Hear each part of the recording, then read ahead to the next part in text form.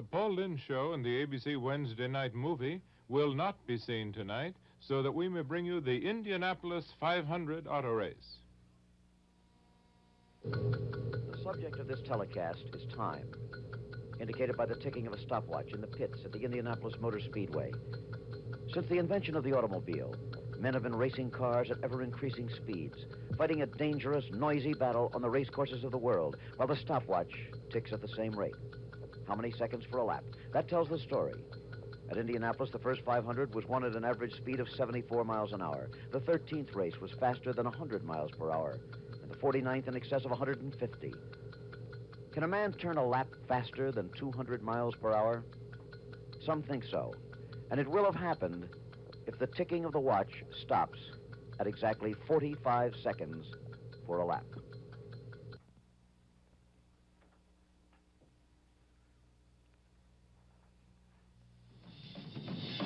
An ABC Sports exclusive. From the Indianapolis Motor Speedway. In Indianapolis, Indiana. It's the 1973 running of the Indianapolis 500.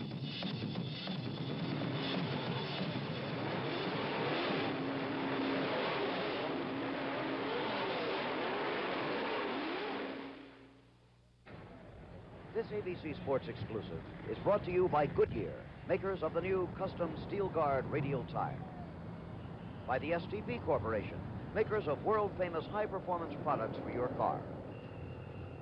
By Kentucky Fried Chicken, it's finger-licking good. A bucket of chicken is a barrel of fun. And by First National City Traveler's Checks, the way to protect your money whenever you travel, available at banks everywhere.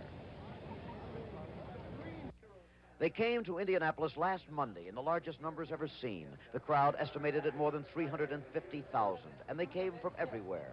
Prince Metternich and Baron Huschke von Hanstein from Europe. There were crest and toboggan racers from St. Moritz, O.J. Simpson from the Buffalo Bills, Billy Kidd from the ski slopes. A cross-section of millionaires, mechanics, mailmen, everyone.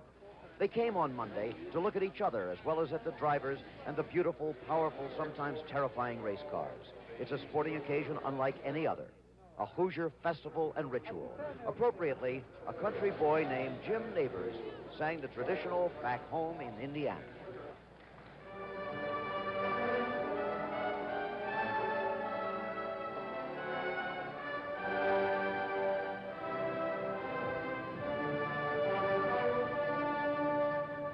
Back home again in Indiana, and it seems that I can see the beaming candlelight still burning bright through the sycamores for me.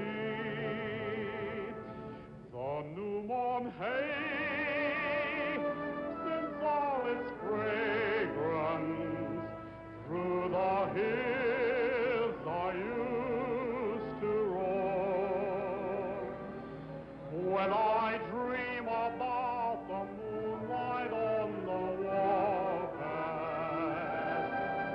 then I dream about my Indiana home.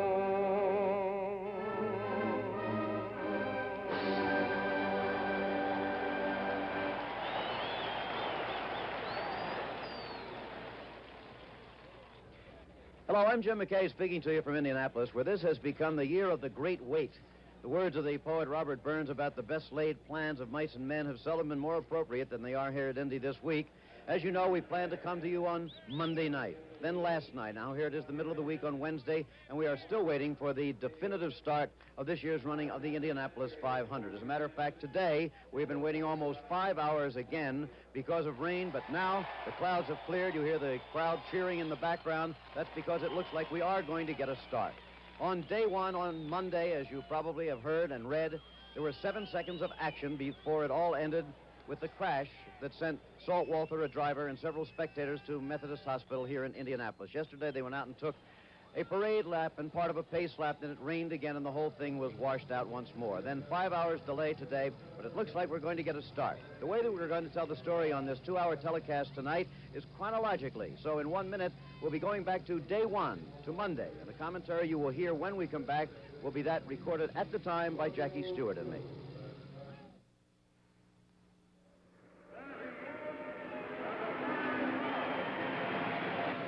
Johnny Rutherford, Bobby Unser, and Mark Donahue, the fastest front row in the history of the Indianapolis 500, with a top qualifying speed of over 198 miles per hour. They led the pack at the start of this year's race on Goodyear tires. Goodyear racing tires. And this is the pace car that led them to the start at speeds over 120 miles per hour. Also on Goodyear tires, Goodyear Steel Guard radial tires. And except for high-speed modifications, it's the same tough, durable Steel Guard tire Goodyear builds for your car. Goodyear, the leading name in tires at the 1973 Indy 500.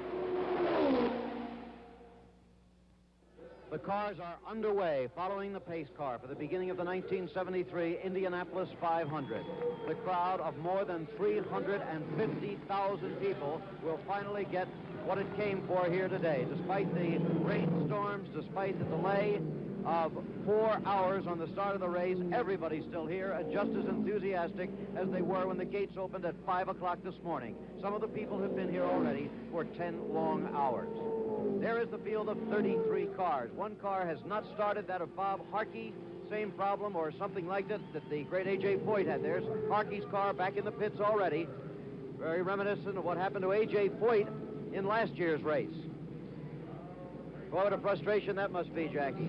Yes, I think a major problem for him. I mean, his emotions are high. The whole team are under an awful lot of pressure, and at this time, I can't imagine what's gone wrong. They've taken the front nose cone off the car, so it must be something that's confusing them quite a long way.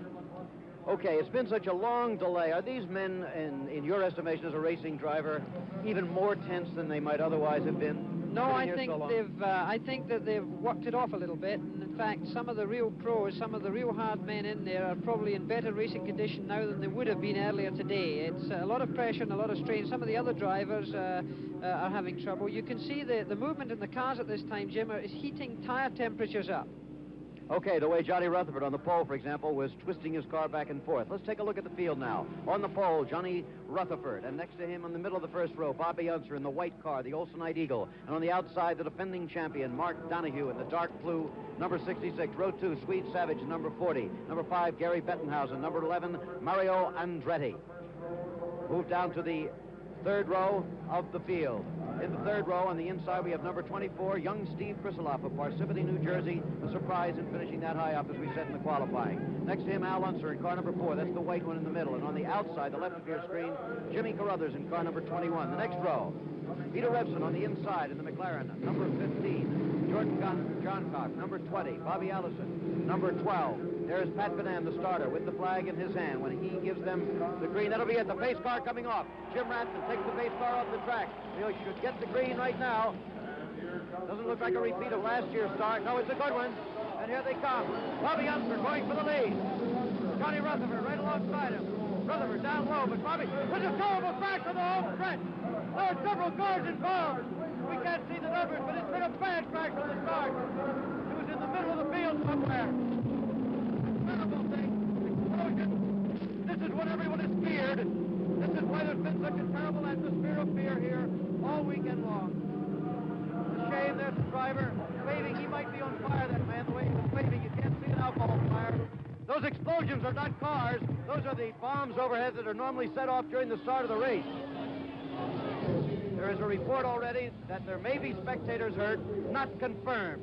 The wire fence right here on the straightaway was ripped apart. It was very fortunate that a car did not come into the crowd, because one of the standards holding up the wire screen has also been broken in half.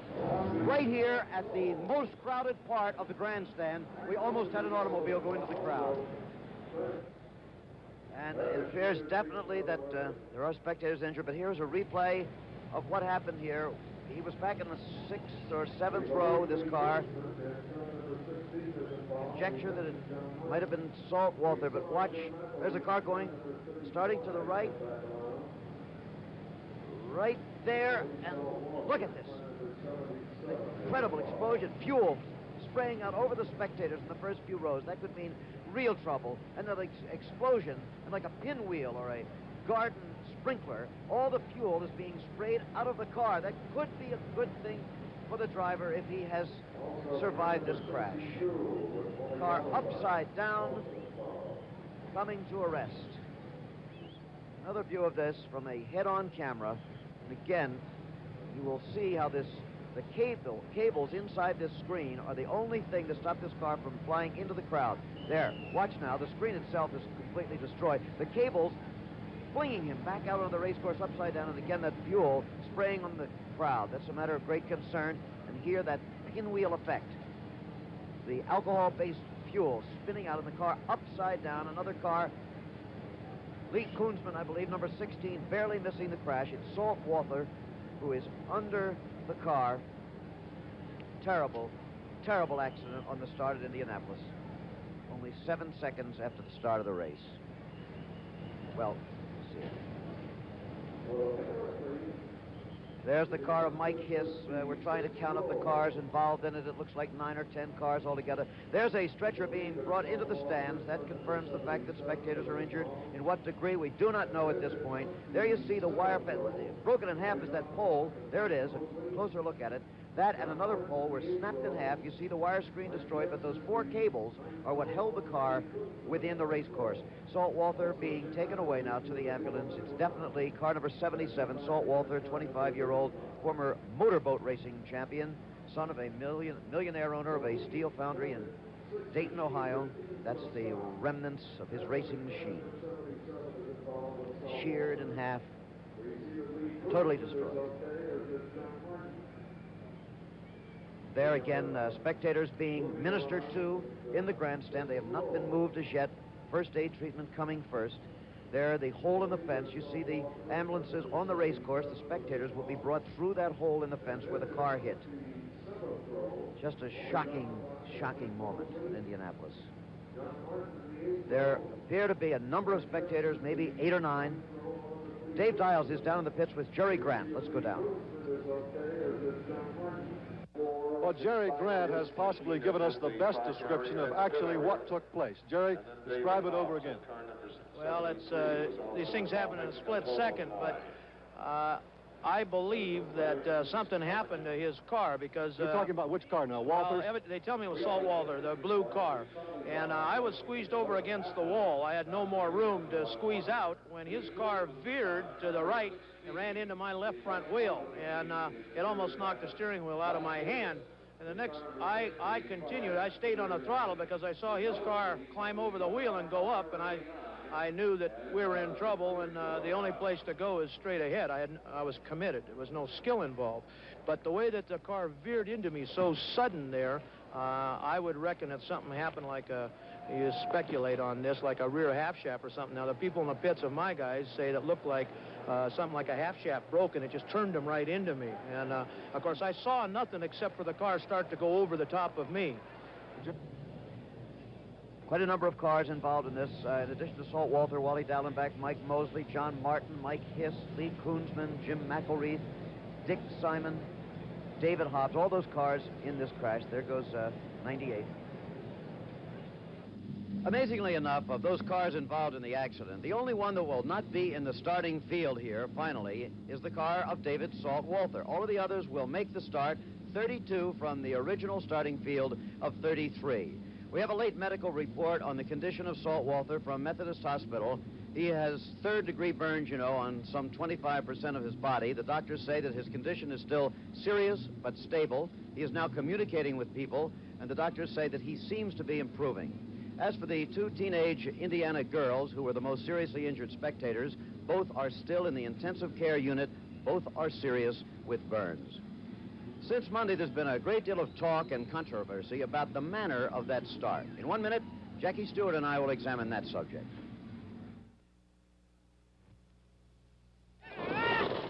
Okay, great shot, Art. That's Now comes Miller time. Time to relax, to appreciate the difference a quality beer can make. A great tasting beer. Miller High Life. The original quality American beer. If you've got the time, if you've got the time, we've got the beer. Miller beer. If you've got the time. 1933, 1973, 40 years of progress in cars and carburetors. There's a lot more to carburetors today, and they're a lot harder to keep clean. No doubt about it either. A dirty carburetor can cause rough idling, poor mileage, and reduced power. That's why STP gasoline treatment's more important than ever. It helps clean your carburetor, helps keep your engine in tune as you drive. Add a can of STP gas treatment. You'll really feel the difference. After Monday's disaster at Indianapolis, the start of the race was rescheduled for Tuesday, but the rains came, and they continued and continued. The cars were sent out once, scheduled for a 9 a.m. start. They were sent out about 11 o'clock, but without the green flag falling, there was more rain, and they came back in. The game was Frisbee, not motor racing. That gave Jackie Stewart and I a lot of time to talk about Monday's start. Was it a good one or a bad one? I asked Jackie for his opinion of it. It's very difficult, Jim, because you remember there are two things that you must consider. First, of course, there must be discipline in that pace lap. There's got to be good spacing, and everybody's got to stay in their allocated positions. But you must also remember that there are racing drivers in the field, and it's their job to try and anticipate the start as well as possible to try and take advantage of a car that might not just perform too well at the beginning of a race. So the drivers, although they have to be disciplined, also have to be competitive, and this is a difficult conflict. It certainly is. Well, as you know, we looked at the videotapes very carefully last night, and we found some interesting things, I think. Why don't we take a look at those tapes right now? Well, it was a very, very untidy field. I think that's the most impressive thing. You can see here that on the second row, there, in fact, are 4 cars. In fact, Krisilov has moved up ahead of one of those cars. He's come from the third line and moved ahead of the second line, in fact. Now, this, of course, he shouldn't have done, and this is a big problem with discipline in this case. Now, Peter Revson, in fact, has moved up from the 4th row into the 3rd row, seeing that gap. I mean, I think he's playing a racing driver. I mean, this you can hardly blame him for, but he has done it. As the field comes into turn 4 here, and the pace car still leading them, we can see Pat Vedin, the starter, on the left-hand side. And, you know, the front row looks good, Jim. It's tidy, but the rest of the field are pretty open. Look who's back there moving up. A.J. Foyt has already gone from the 8th row to the 7th row, and he's still in turn 4.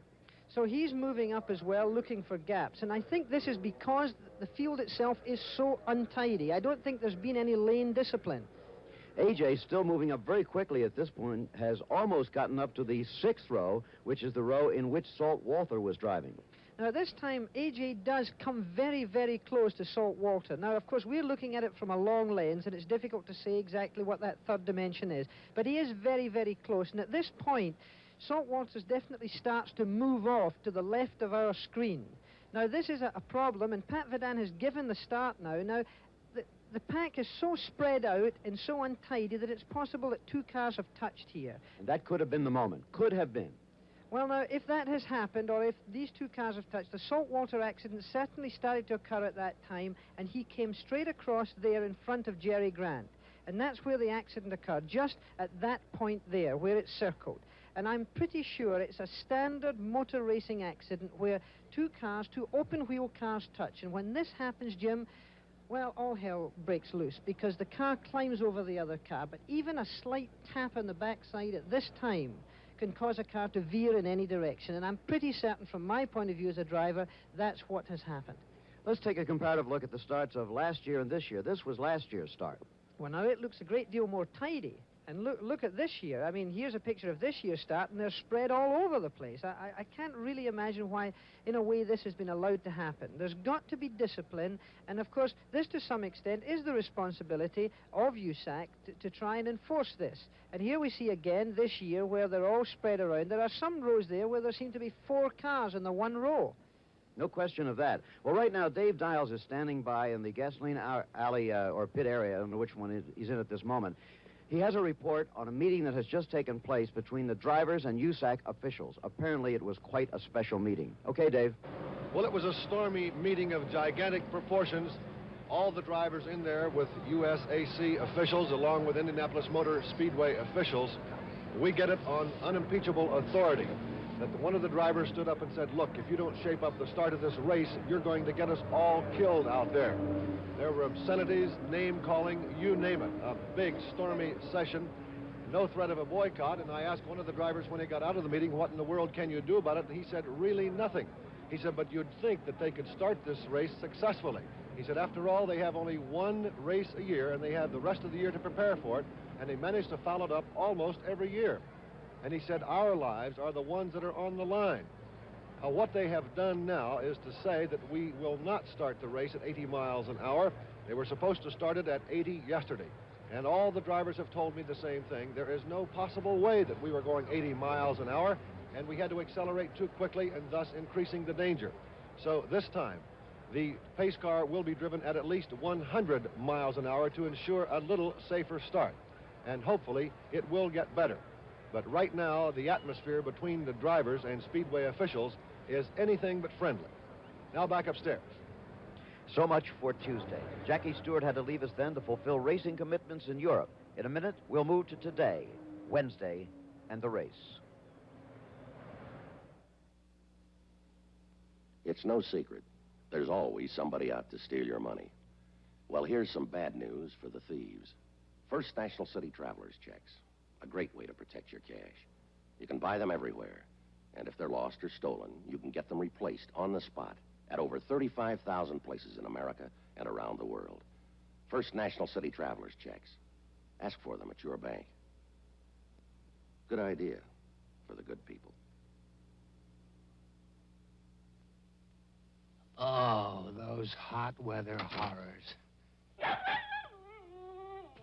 You sweat and chafe, and even a shower won't be enough.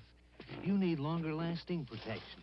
Mexana medicated powder helps relieve and prevent skin irritation. Its cornstarch absorbs perspiration 80 times faster than talc. There, you're your old sweet self again. Mexana medicated powder, because a shower isn't enough. We're back at Indy, where it looks like we're finally going to get the start of this year's Indianapolis 500. I'm Jim McKay, and since Jackie Stewart, as we said, has had to return to the continent for this weekend's upcoming Grand Prix of Monaco, let's run down the ABC cast of characters, if you will. Working in the pits, Dave Dials and Don Hine. In the pace car again this year, and again, as always, the host of the 500 for ABC, my colleague Chris Schenkel, and very shortly we'll be going down to Chris for his words on the pace lap. And working with me in the booth, since Jackie has gone home here, as an old colleague on these racing telecasts, Chris Economaki, editor of National Speed Sport News. Chris, what kind of a race do you look for now? Well, I look for a different 500, Jim, a really different one. I say that because open animosity has flared among some of the drivers over the events of the first start 2 days ago, charges of poor driving and so forth. We have 10 of the cars that were in that accident have been rebuilt. They're put back on the track with proper parts and so forth, but we don't know what kind of condition they're in. When they ran one lap yesterday, John Martin, one of the cars that was involved, pulled in with no brakes. So we have an area of uncertainty there with 10 of the machines. The long delay has produced a problem for the owners. Many of the crewmen have gone back to their regular jobs. Lindsey Hopkins, who has 4 cars in the race, told me a little bit ago that he has 5 men down on his 4 pit crews. And Wally Dallenbach's entire pit crew is pickup for today's race. Then, of course, there's a speed thing. Everyone seems to have forgotten about the 200-mile-an-hour lap. I look for the speeds to be down because of a concern over fuel consumption. Okay, well, now for the third time this week, we are about to hear what have often been described as the 4 most famous words in American sport, spoken as always by track owner Tony Hellman. Gentlemen, start your engine! Well, that's it. The spectators and the mechanics leave the race course. The cars are being started. There's Peter Revson and his car. Soon you will see the 33 loneliest men in the world on that race course. There's A.J. Foyt trying for his 4th Indianapolis 500 win. Nobody's ever done that, ever. There's the rear-view mirror that was invented at this racetrack in 1911 by the winner of the race, Ray Haroon, so he could ride without a mechanic. There, Mario Andretti, a former winner, and again, A.J. Foyt. He's way back in the field in the 8th row with a slow qualifying time. Gordon Johncock in car number 20. That's one of the Andy Granatelli Patrick cars. All of them ready to go. Johnny Rutherford sitting on the pole. Lone Star of Texas on his helmet. Here is the first row. Johnny Rutherford, Bobby Unser, and Mark Donahue. Let's take them one by one. Johnny Rutherford of Texas with a qualifying speed of 198.413, the fastest qualifying speed in history. He turned one lap at more than 199 miles per hour. That is a McLaren car built in England. Bobby Unser in car number 8. He was the fastest qualifier, the pole sitter last year. Led the race until he broke down. He's in car number 8, Dan Gurney's Olsenite Eagle. Gurney himself, of course, a former famous racer. And on the outside, the defending champion, number 766, Mark Donahue of the Roger Penske team. There are 2 other cars for this team also in the race. In the second row, most impressive, Swede Savage, Gary Bettenhausen, and Mario Andretti. Swede Savage, a couple of years ago, had a very bad crash, was out for a season, now back again, considered one of the most promising drivers in the sport, in car number 40, Swede Savage. In the middle of the second row, number 5, Gary Bettenhausen. His father was a very famous driver who never won this race, who died in a crash in practice testing a car for a friend on this race course some years ago. Gary Bettenhausen, some say he's the favorite. Number 11, Mario Andretti on the outside. He won the race in 1969, and this is one of his better qualifying positions since then. One of the so-called super team cars, directed by former winner Parnelli Jones. Row 3, Steve Krisaloff, Al Unser, and Jimmy Carruthers. Steve Krisaloff was a big surprise with his qualifying speed of 194.932. He's from Parsippany, New Jersey, one of the younger drivers in the field. He'll be in car number 24. Al Unser in number 4 is a 2-time winner of this race in consecutive years, 1970 and 1971. He also, like Mario Andretti, is a member of the Parnelli Jones Val Militich team. And on the outside of this row, number 21, Jimmy Carruthers. For a long time, people have been saying he's one of the coming drivers in the sport. This could be the year. And now let's go to Chris Schenkel, who is riding in that pace car that you see out in front of the field. It's driven by former 500 winner Jim Rathman. Okay, Chris. Thank you very much, Jim McKay. And for the 8th day in the month of May, the sun is shining on the backstretch. It's 50 feet wide. The 3 front cars, Johnny Rutherford, Bobby Unser, and Mark Donahue are in perfect position. The second row beginning to close up. They're supposed to be 100 feet apart as we now slowly at 60 miles an hour glide into the number 3 turn here at the Speedway. The sun behind the clouds now as the wind is beginning to pick up as we go in a northwesterly direction. Now we see the rest of the field, although they are stretched out about 1.5 miles. Jim Rathman has yet to pick up the pace. He will probably reach speeds of 100 miles an hour, as this is only the parade lap, and we'll be going into the pace lap in another mile. Now into the home stretch, and we're amazed at the number of people that are straining, that are looking, that are cheering their favorite drivers in the field of 32. Now into the home stretch. Rathman picks it up to about 65 miles an hour.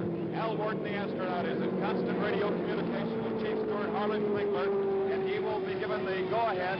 It'll be relayed to Johnny Rutherford, the pole sitter, and it's his responsibility to bring the field of cars to the starting line together and in an orderly fashion. Now, into the number 1 turn. This is the beginning of the pace lap.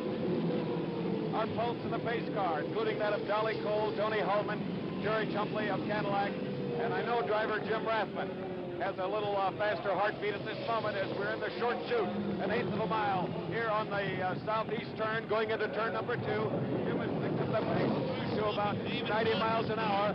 David Hobbs. David Hobbs, one of the 4 drivers in the race. His car is smoking. David Hobbs. He's still running, however. Now, as we look way down, Hobbs' car is blowing out the blue smoke in front of the new suites constructed here at the Speedway on the number 2 turn. But Johnny Rutherford, along with Bobby Unser and Mark Donahue, are in perfect position. Here we go into the 3 turn, and boy, things look pretty good except for David Hobbs' car. The drivers are paying attention.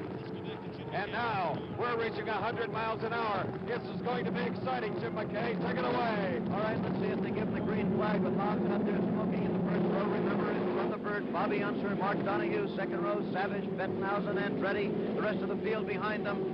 Starter Pat Sedan is the man who will give us the information from here on if he waves that green flag.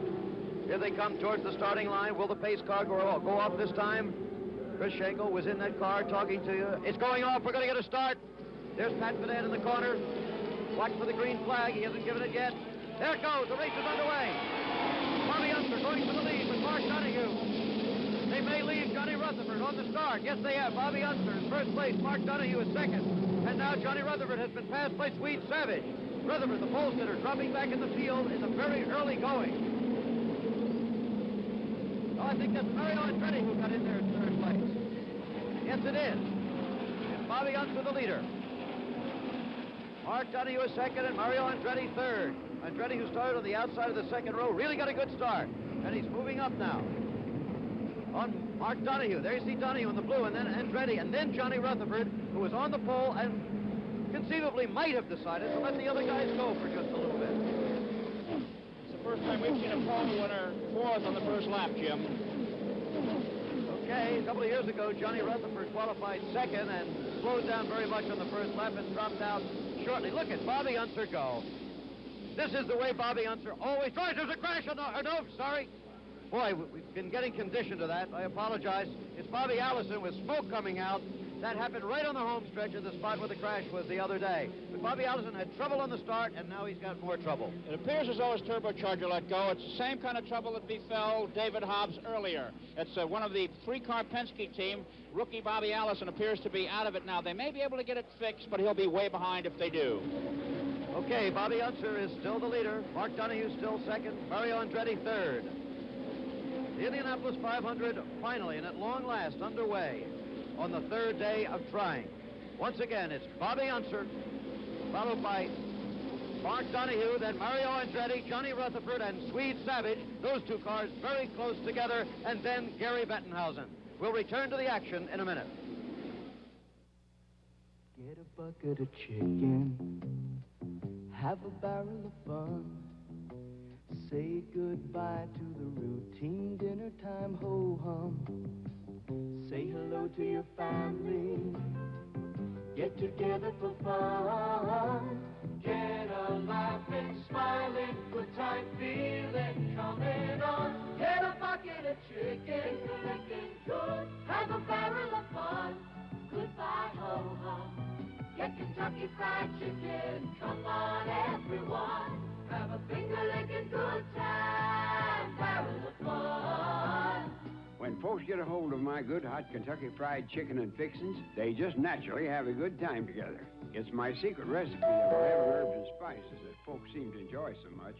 America loves what the Colonel cooks. Have a finger-licking good time, barrel of fun.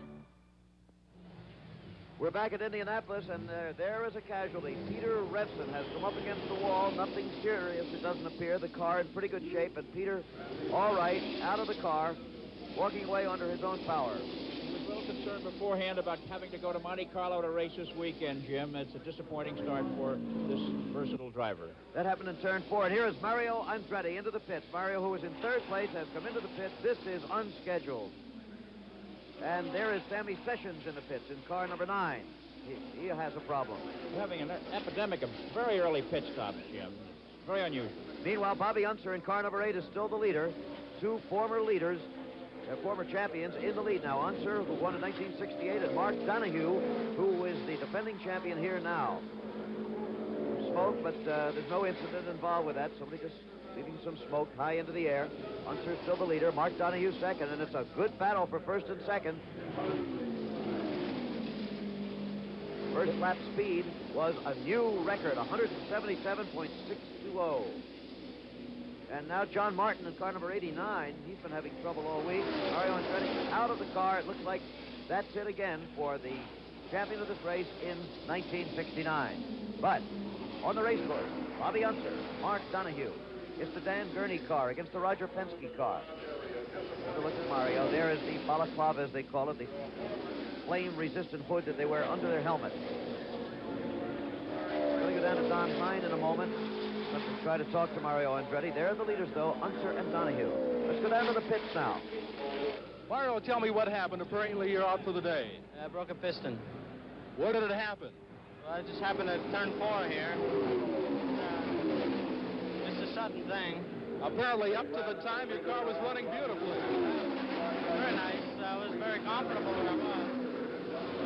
It's one of those things. Good luck, Mario. Thank you.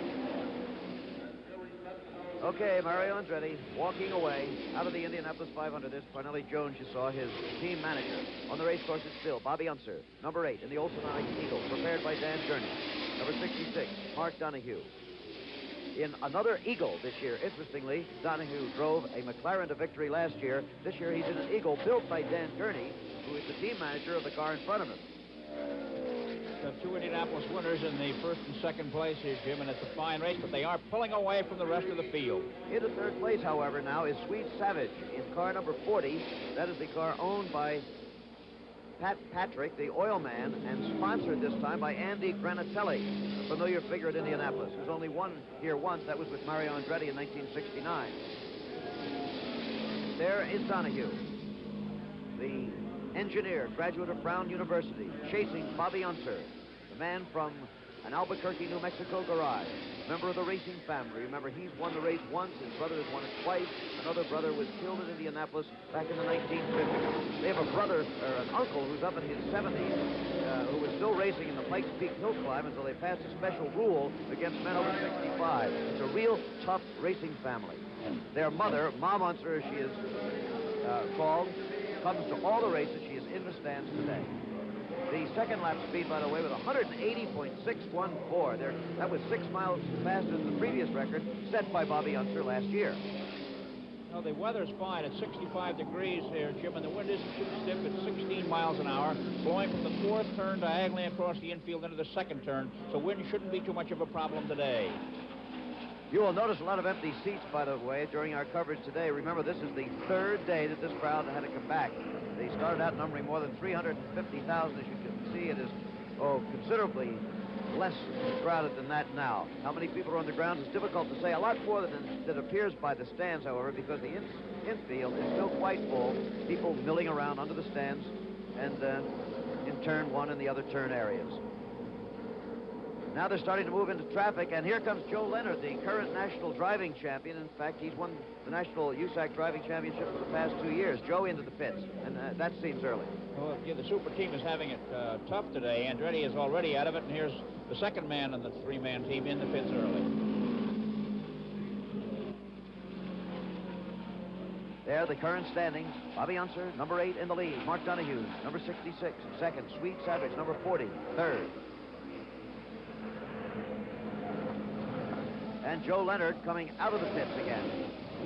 Throwing some smoke as he does so, but it looks like he's all right. A little bit earlier, Jackie Stewart and I, when Jackie was still here, talked about the matter of pit stops. Listen to Jackie's explanation. It's interesting. So here we see Gary Bettenhausen's Roger Penske McLaren coming into the pits. The speed coming into the pits is very important because he's got to stop in exactly the right place for the 7 men to get onto the job. Now, of course, each man has a specific job. 3 of the men are involved in the fueling, 2 for putting it in, and 1 for an overflow to be sure of minimizing a fire risk. 4 men looking after changing the tires. 7 men in all. The car's lowered and pushed away. And now we'll show individual movements. We see the car coming in, we see the jack going in and lifting the car. This is so they can take off this rear tire. They change rubber at particular times in the racetrack, and of course the front tire's changed as well, only on one side. This is taken off and put back on with a pneumatic tool. This is the overflow pipe, and this is them putting the 60 gallons of fuel in. This is to minimize the risk of fire. Again, the rubber's put back on, secured by the air tool. Everybody has to wait until every motion is completed. The car's lowered. They start to push the car out. Although the engine is running and the car is in gear, they want to make an excellently fast exit from the pits. And now we see the clock running at the top. Now, to make a very fast pit stop, they've got to do it in under 20 seconds in the race. We see the same motions. We see Gary Bettenhausen sitting in the car, just taking a breather with the visor up. He puts the visor down, and every second in the pits means 300 feet on the racetrack itself, the length of a football field. They push the car away, and off he goes back in the race. Demonstration of a pit stop, as described earlier by Jackie Stewart. In the race, the leaders are still the same. You know, this year, Jim, they've added 1 man on the pit crews to a total of 9, including the driver, so it's pretty crowded out there. Certainly is. There's Roger Penske giving a signal marked +6. He's got 6 seconds on the third-place car, which is Swede Savage in car number 40. But it's still the Olsenite Eagle of Bobby Unser out in front. Mark Donahue, second. Swede Savage third, and we'll be back in a minute. I'm race driver Jackie Stewart for Goodyear. They're lifting the body off this specially built chassis so you can clearly see the remarkable performance of the Goodyear Custom Steel Guard radio with 5 guards to help protect you 5 ways. Watch this test driver demonstrate each of the 5 Goodyear guards, each with its own set of tires. Polyester helps handle rough ride. Steel belts help protect against penetration under the tread. A computer-designed tread with 4 deep grooves channels the water from under the tire and helps avoid wet skids. And 2 outer grooves called decouplers help to keep him from losing it on the corners. Finally, sidewall stabilizers help guard against sluggish handling. Only the Steel Guard radio gives these 5 guards, and only Goodyear makes the Steel Guard. And so now, ladies and gentlemen, it's from the pace car for me up to a more tranquil position to keep you informed officially as just how the cars are running and to tell you the cars that are out of the race. Well, at this moment, we have the yellow light. Harlan Fingler, the chief steward, has turned it on, and these are the cars that are that are leading the race. We have Bobby Unser, who, of course, is in front. Last year's winner, Donahue, is second. Rutherford, the pole sitter, is third. Lloyd Ruby, the veteran, still trying to win, is fourth. And we put up the yellow because Bob Harkey, in car number 28, spun out. So that means he is one of 5 through 19 official laps that have left the race, leaving the field now to 27 Indy racers. We'd like to show you the cars that are out and why. Bobby Allison had a broken connecting rod. Mario Andretti broke a piston. Peter Revson hit the wall and is out. Sammy Sessions had an oil leak. And as we indicated, Bob Harkey spun out in the 19th lap. Through the first 10 laps, the speed was 182, but because of the caution, it has come down to 143. Okay, Jim. Jim McKay here now again with Chrissy Kanamaki. And there is Mark Donahue coming into the pits. Mark Donahue, the car's been running in second. Remember, we're still operating under the yellow here. He'll take advantage of that for pit stop. Now, this is strategy, Jim. Here, Roger Penske is committing Mark Donahue to a 5 pit stop race. To take advantage of this very early yellow, they wouldn't ordinarily stop until 40 laps have gone by to try and get through the race in 4 stops. And here's another Johnny Rutherford in the pits.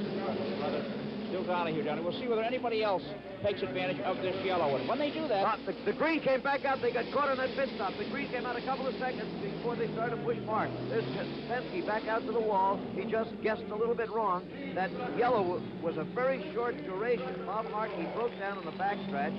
It's a toe-in, not an accident of any kind. And there's no debris on the track, so there was a quick green, and Mark got caught, and that's going to cost him.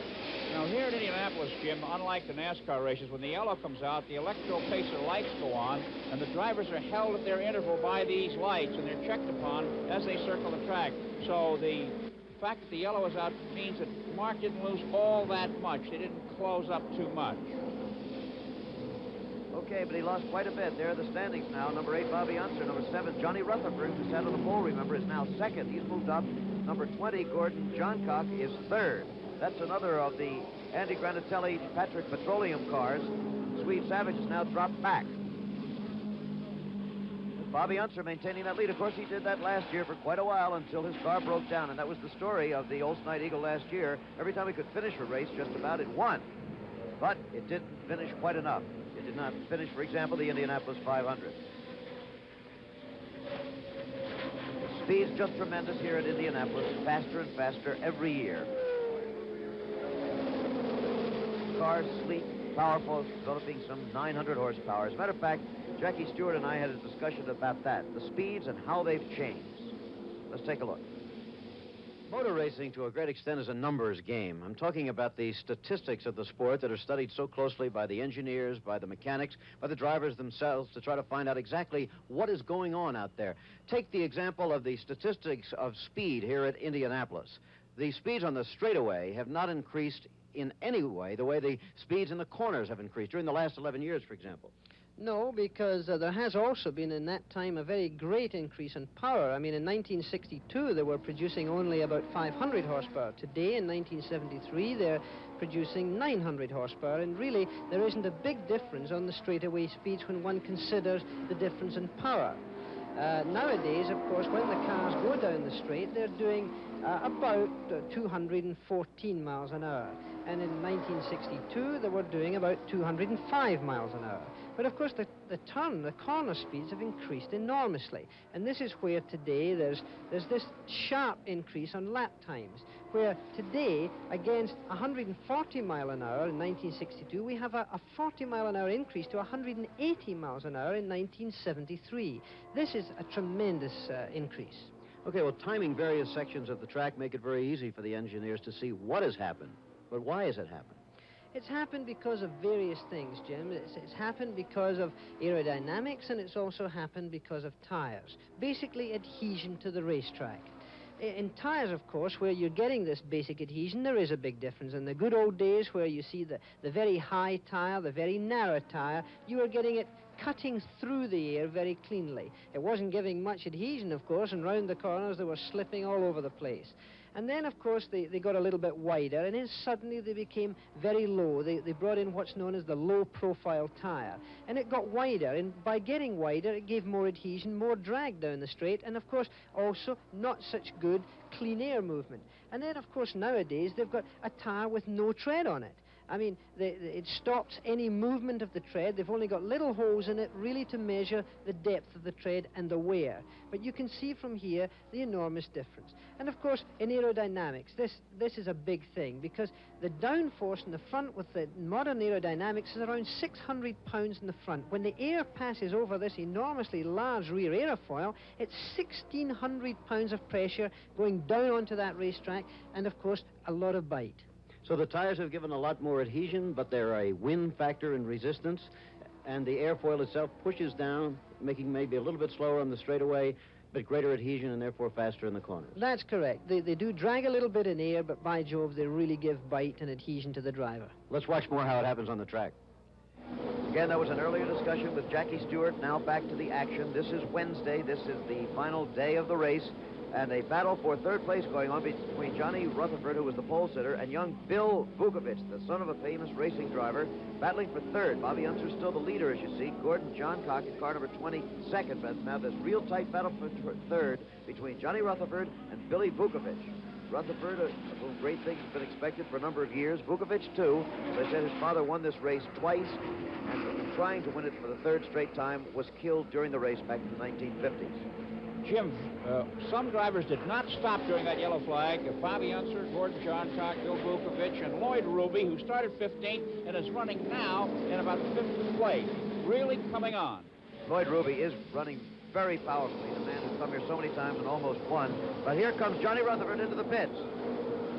Car number 7, Rutherford, who was in that battle. There goes Vukovich in the yellow car on by, now taking over third place. This is from the Team McLaren.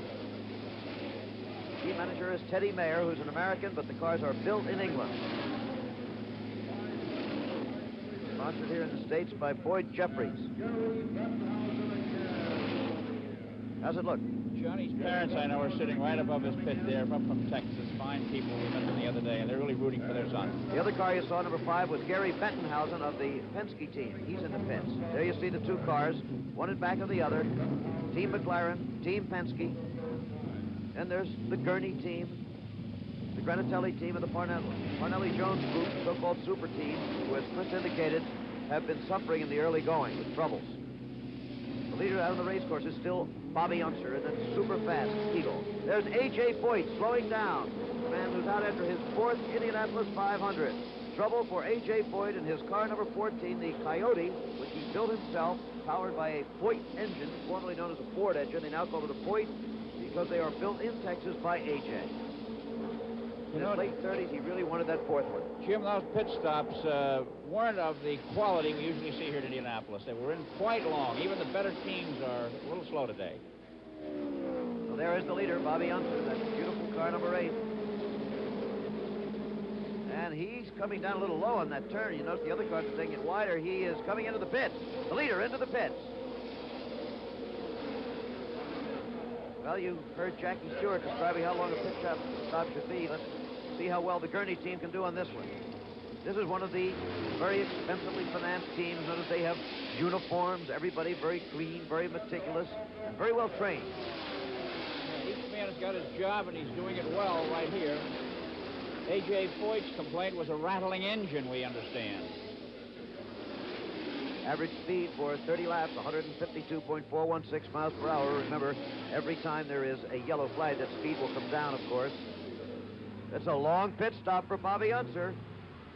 This is going to cost him. The leader having pit stop problems. And it doesn't seem to be a problem in the engine or anything, just a slow stop. Okay, finally getting the signal and being pushed off.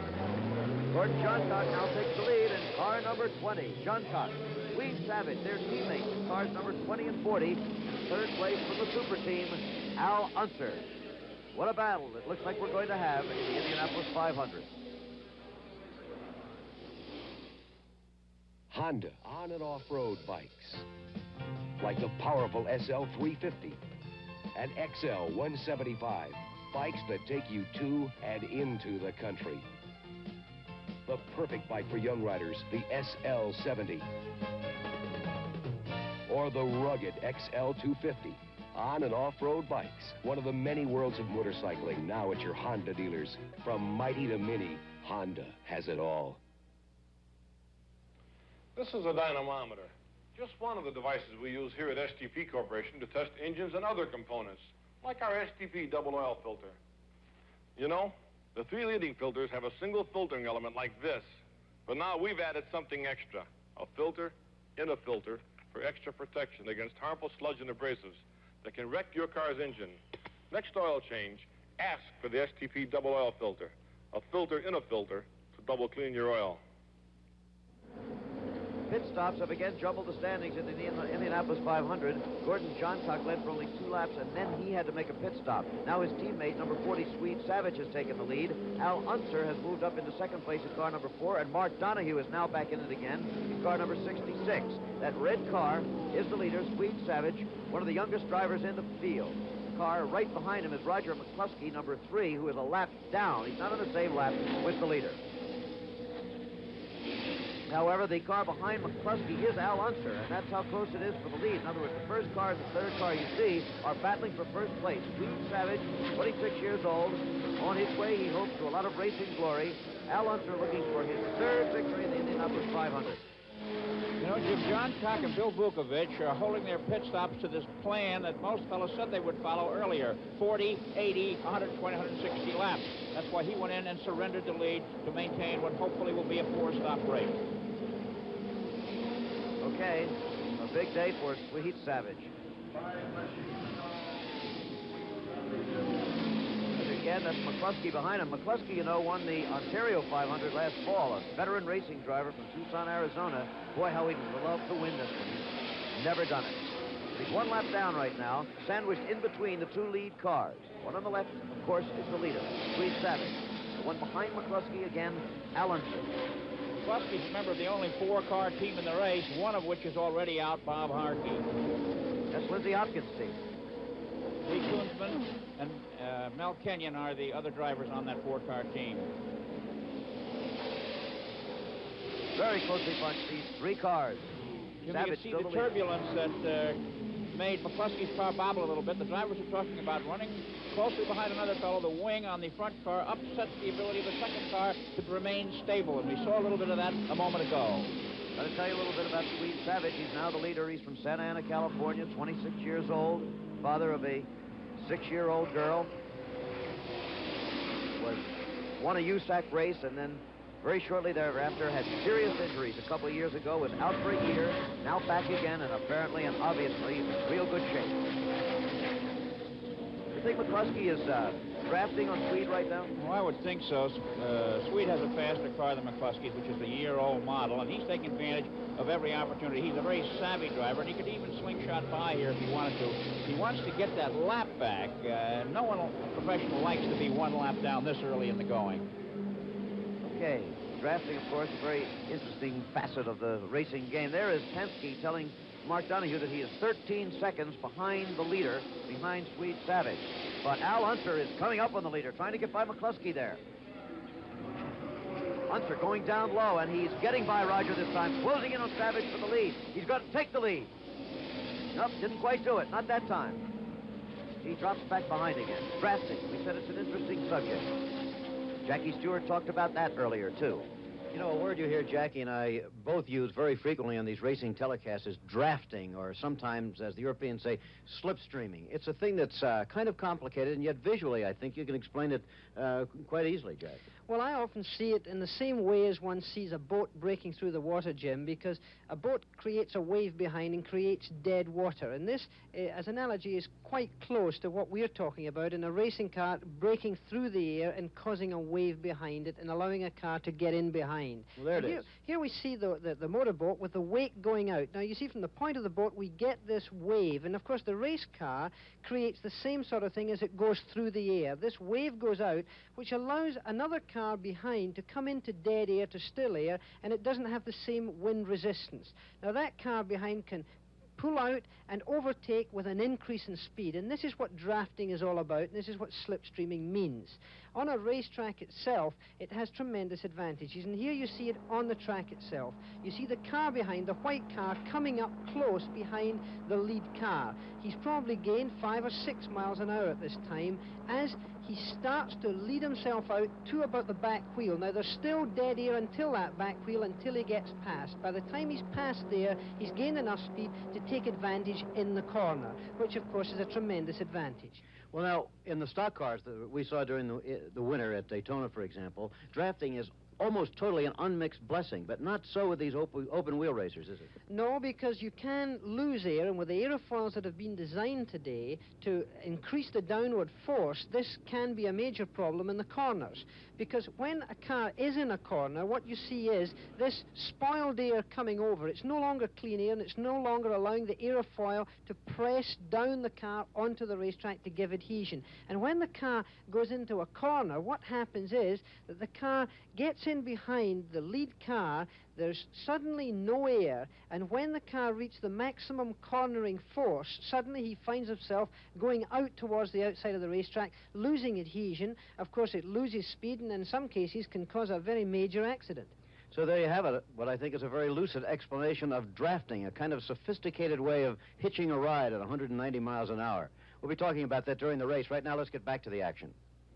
Again, that was an earlier discussion, but this is the action now in the Indianapolis 500. Current standing still. Savage, the leader. Unser, second, and right behind him, trying for the lead again now. Unser right behind Savage. McCluskey still hanging with him, but again, he is 1 lap down. They're racing better than 185, Jim, because of the yellow flag, the average at 50 laps was 159 and a fraction of miles an hour. Okay, Unser trying again, coming down low. He could get him this time. Al Unser. Twice he's won the race. He could make it 3 today. Swede Savage has never won it, and now Unser takes the lead. Al Unser.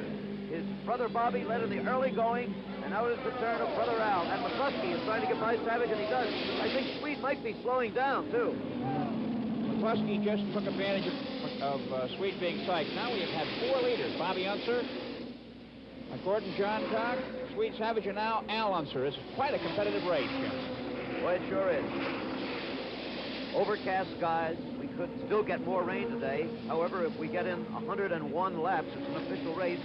We've gone about a quarter of the 200 laps now. There's Johnny Rutherford back in. He was black flagged by starter Pat Fidden. Apparently, he is leaking something out on the course. Now, the official word is that something is coming out of the car, whether it's fuel or oil or water, we do not know, and boy, are they hot in that pit. They are USAC officials looking to see if they can see any problem or if it is spewing anything now, taking advantage of it to get any work done that they possibly can.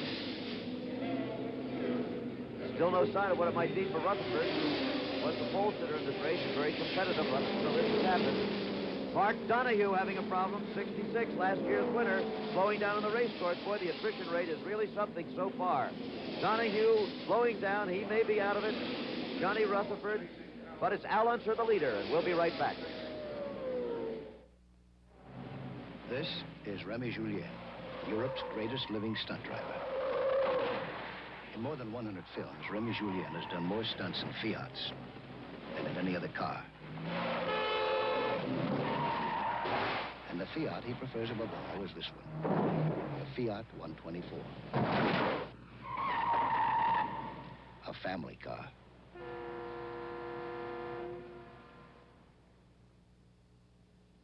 What do people see in Hager Mustang slacks?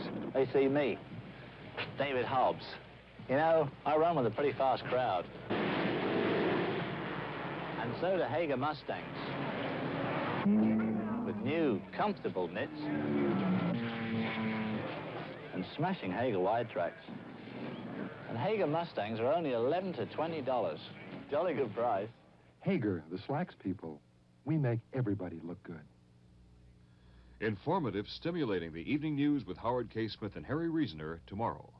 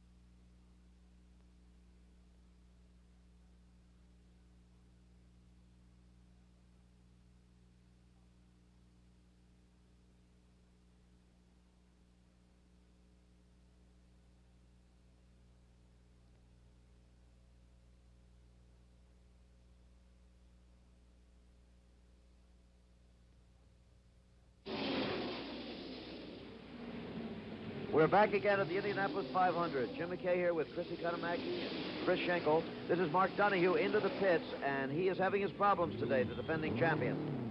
Jim, we've got an epidemic apparently in the making here with connecting rod bolt problems. Bobby Allison, who hardly got started, his problem diagnosed as that. Wally Dallenbach and Jim McElreath both have fallen by the wayside because of broken connecting rod bolts.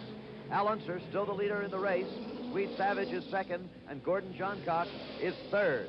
So we have Al Unser from the Parnelli Jones team leading the race, and then teammates from the Andy Granatelli Pat Patrick team, Swede Savage and Gordon Johncock running second and third.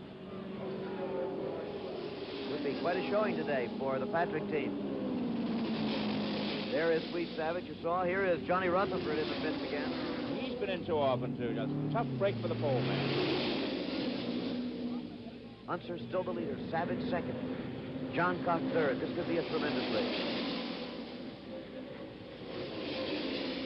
And Al Unser going down a little low, I think, maybe coming in. There's Unser. It looks like he's going to make a pit stop. That could give Savage the lead again.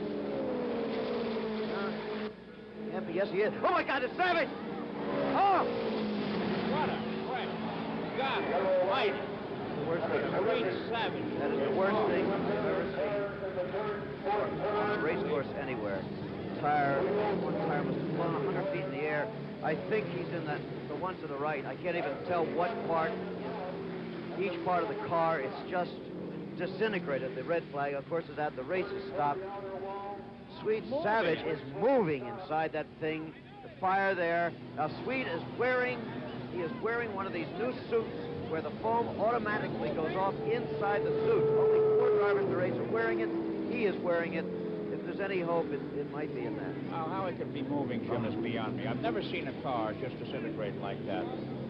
You remember he made a pit stop just a little bit ago. The cars hold 75 gallons of fuel, and he hadn't burned much of that off. The race is... Oh, somebody's been hit in the pit. A fire truck racing to the scene has hit a mechanic or somebody in the pit. Was going the wrong way through the pit. They're trying to get Savage out of the car. The man was thrown into the air, hit by a fire truck. Remember now, we're talking about 2 different people. Savage, Swede Savage, the driver, mechanic. Must be a mechanic, a member of... Oh, there he is. The man in the pits. Oh, this 500 has been jinxed from the start, Jim. There's the ambulance coming up to... Remember, that's the man who was hit in the pits. The mechanic running out to the pit wall. I think he is from one of the Granatelli cars. He might be Swede Savage's mechanic. Possibly running out to see what, in the name of heaven, had happened out of turn 4. You see, this is visible from the pit area, but just about as they come out of turn 4. He hit that wall that you see slanting off to the left. Incredible. You know, that's the place where Dave McDonald hit the last fatality in the race. He and Eddie Sachs 10 years ago. That's where Mike Mosley hit Mark Donahue's car 2 years ago. It's a place where Keith Andrews was killed many years ago at that very same place when it was an earthen embankment. It seems to be a very dangerous place. And just a few moments ago, Peter Revson's car was parked not far from that very spot. Well, here is what happened. Let's see if we can see what happened conceivably. There, the car is out of shape, coming out of turn 4. He starts to turn left, and then a hard left turn, coming down straight. God help him for that wall. The rear wing looks like it's coming off. The wing came off. The rear wing came off. I'm almost certain. Look at that. The rear wing. Hits the wall. That has 1,600 pounds of down thrust, and then, well, I thought I saw a wheel go tremendously high when it happened. Let's play. The wheel going over toward Bobby Unser across the track.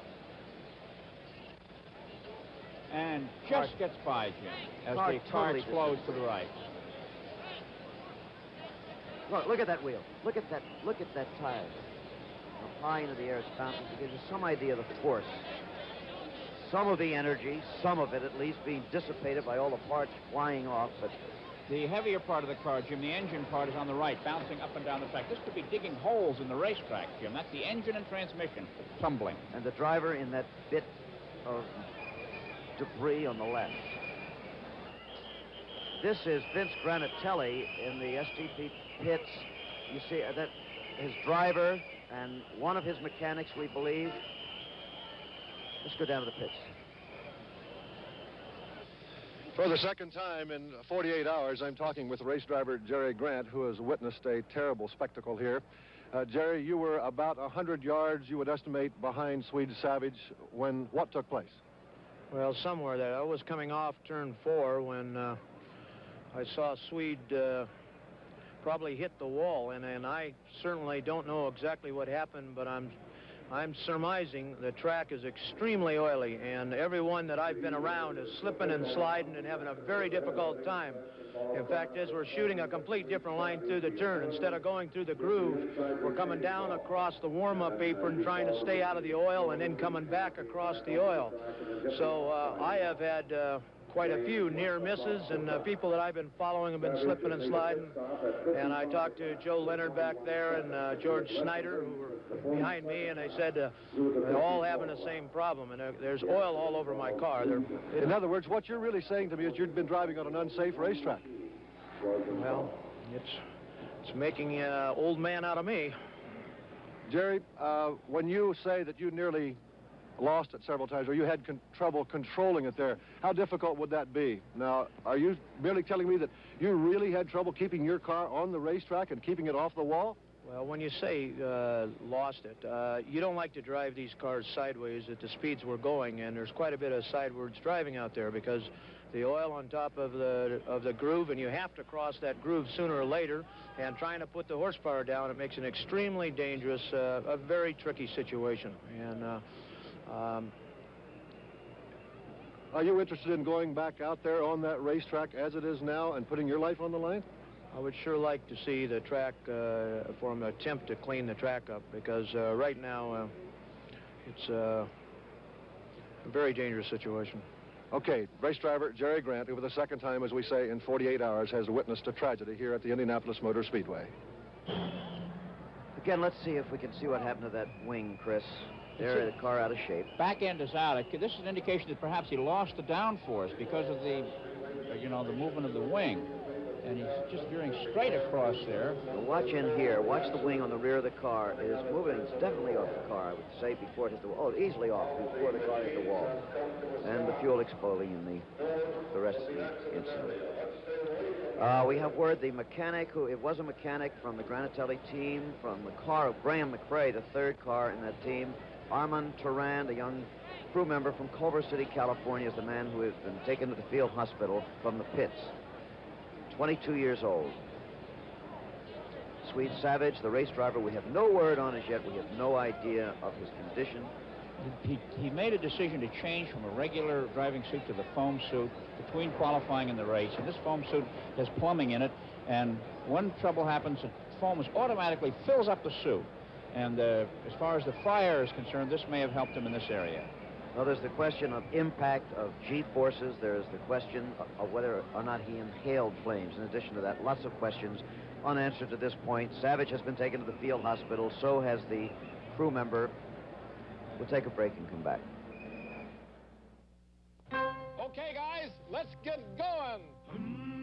1 for the money, 2 for the flow, 3 to get ready, and all 4 to go, STP. Get a lot more out of your car this season. Get 4 to go from STP. First, get a brand new clean STP air filter, because a clogged air filter means poor gas mileage.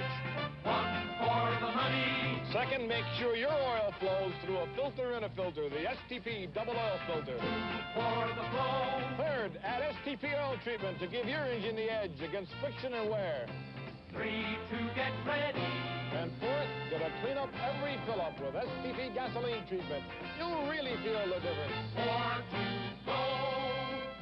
Ask for all 4 great STP products and get going. From STP, STP, STP, STP.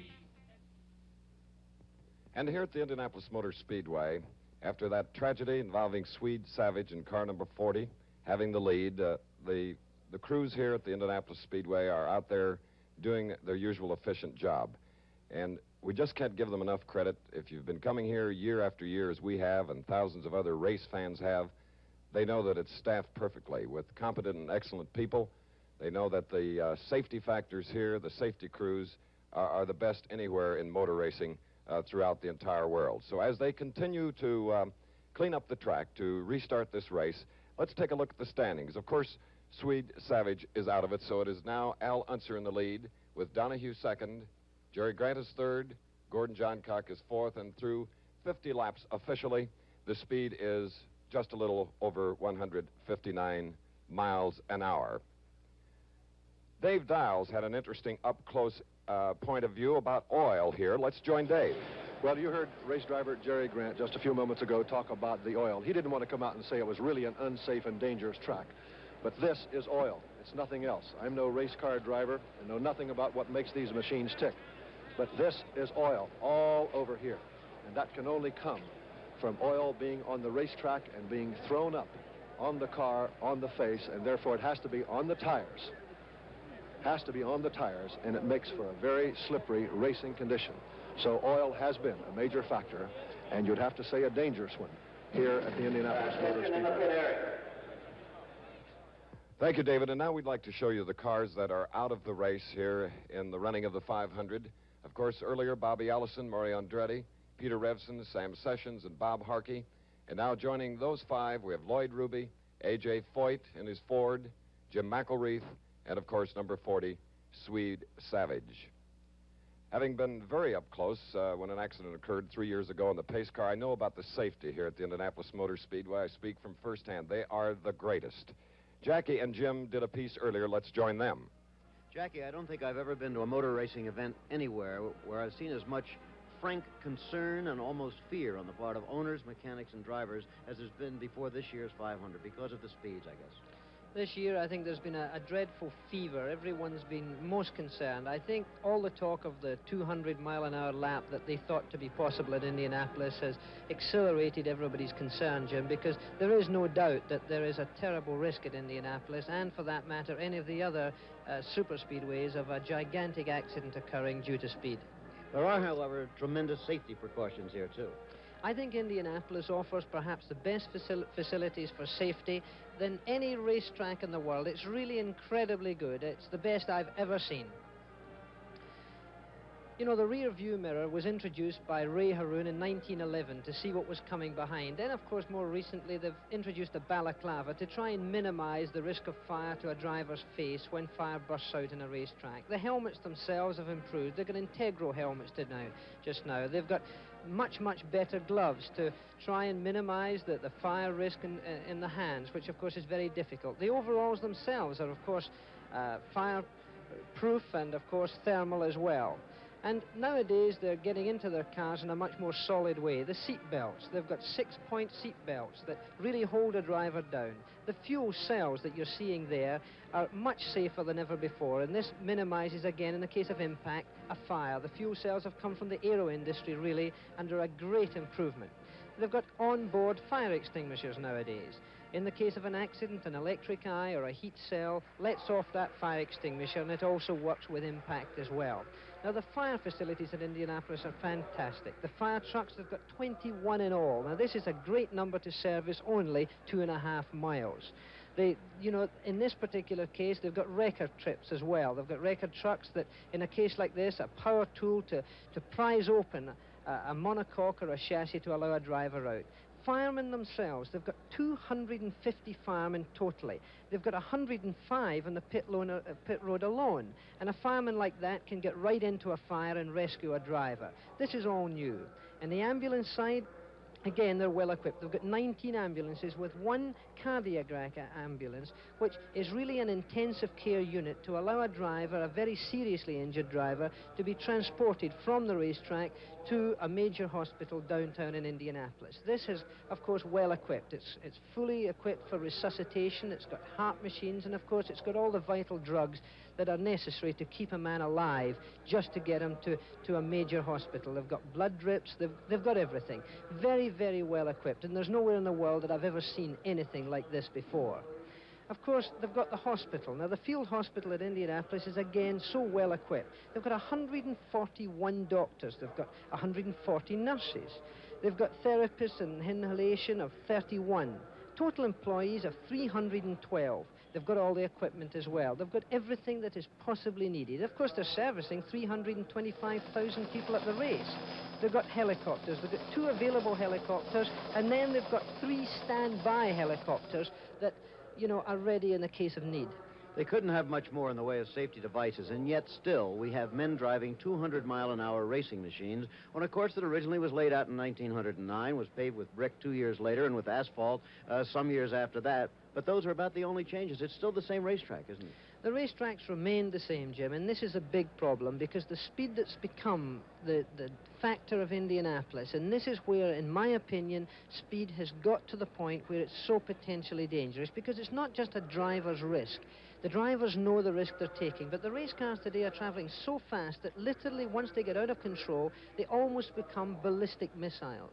Now, the walls at Indianapolis, well, of course, the impact to a driver is terrible. This very wall here is where Art Pollard died the day before first qualifying, the day of first qualifying. Yes. And, of course, he almost hit that wall in the way that he spun, almost head-on.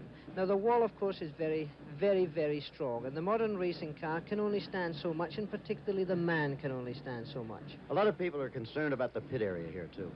I'm concerned because the pit wall itself isn't very high. It's really very short and very small. Now, my fear is that a major accident would occur between, say, 2 cars on the main front straightaway. In the case of this pit wall, it's only 24 inches high. If 2 cars collide, one could be launched into the air. It would go right over that pit wall into the gas tanks, and the people are only just behind that. Now, this, for me, is a terrible fear. I think our responsibility to motor racing is so intense that we must try to minimize this risk. And I think we'll see changes here at Indianapolis on, let's say, the pit wall, but also, I feel sure, on the speed. The opinion down on the pit road, even from the drivers themselves today, is that we're going too fast. The pluses and minuses of Indianapolis. Let's get back to the race. Safety here, and when accidents do happen, giving us an opportunity to salute Dr. Tom Hanna, Clarence Cagle, and Director of Safety, Joe Quinn, and their crews. Let's go to Dave Dials and Bobby Unser. Bobby Unser, you were right behind Swede Savage when it happened. I know it's impossible to see everything in a split second, but from best you can remember, what did you see? Well, I was right behind him. In fact, I was, right behind. I thought for a while that right rear was going to hit me. It's when he hit the fence, right rear came off, the control arms and all on it. But actually what happened, he just came off, he was loose. He apparently had been in Now, the what do you fence. mean by loose, Bobby? Well, loose, I mean the race car was skittish on the racetrack. Do you think because of the oil? Bobby, we've had dozens of drivers tell us that that's an unsafe racetrack out there. No, it is not unsafe. In fact, for the most part, they're turning pretty fast speeds out there, running, you know, some of them 185 miles an hour out there, and it's not too bad. I don't think the track is unsafe at all. It's just that some cars obviously don't work as good in the... You can't have 33 cars on the track without having some oil to begin with. All right. You get a lot of rubber on the racetrack, number 2. But the racetrack is loose, there's no question about it. But I've been here 11 years now, and it's been loose every time. I've never found the racetrack good through an entire race. So I expected exactly what we're having out there. And with Swede, what he did is he come off number 4 turn, and I watched the car. In fact, I was trying to pass him. I tried to pass him on number 2 turn over there, and the race car was loose. That means the rear end of the car was not getting good traction, and when he came off, the thing started wobbling a little bit off number 4 turn, and then it took a big one to the right and started a, you know, kind of a slow rear end sweeping around to the right, hit the wall, and obviously had the accident right there, see? You had no trouble getting by it then? Well, I almost made the mistake. I had a heck of a decision to make right then because I was so close that it was a question of whether to get on the brakes and try to stop, which I knew I couldn't do. So first I hit the brakes and started to stop when I saw he was going to hit the wall. Then the next thing I did is he hit the outside wall and started towards the inside wall, and I still had blower pressure up, so I just got on the gas as hard as I could and accelerated by, and just as I did, I watched the rear tire coming towards me, and I just got through in time, apparently. Bobby, I would be interested in knowing exactly how fast you were going as well as you could determine at that time. I mean, right at that place? Right at that point, because you were right along beside of him, practically trying to pass I'd have to compute that out. Probably I was running right there, I would say, I'm going to guess 180 miles an hour, something like that. Okay. That happened. Bobby Unser, former Indianapolis champion, the man who was closest to the Swede Savage car when it hit the wall.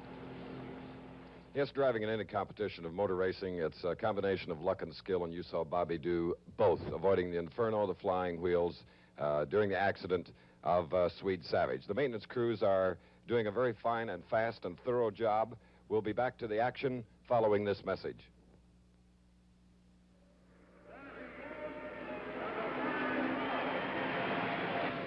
Johnny Rutherford, Bobby Unser, and Mark Donahue, the fastest front row in the history of the Indianapolis 500, with a top qualifying speed of over 198 miles per hour.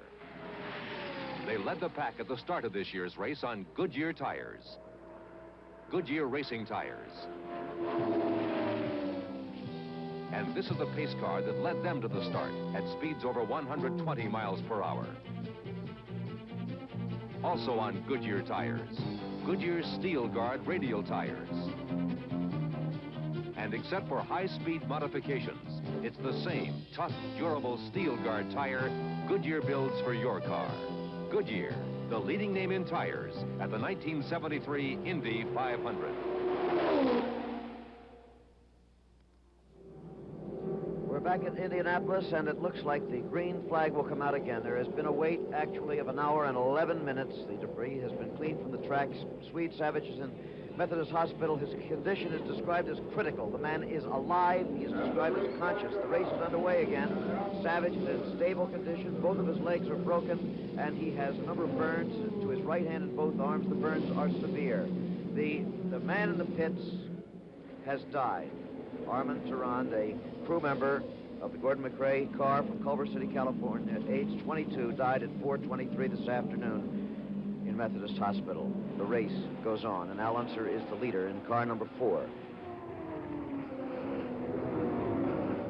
There's his brother Bobby, who is actually 1 lap behind, but just behind his brother. Brother Bobby will try to unlap himself, as they say, from brother Al. In second place in the race is Gordon Johncock in car number 20, a teammate of Swede Savage. And in third place, Bill Vukovich in car number 2. Only those 3 cars in the same lap.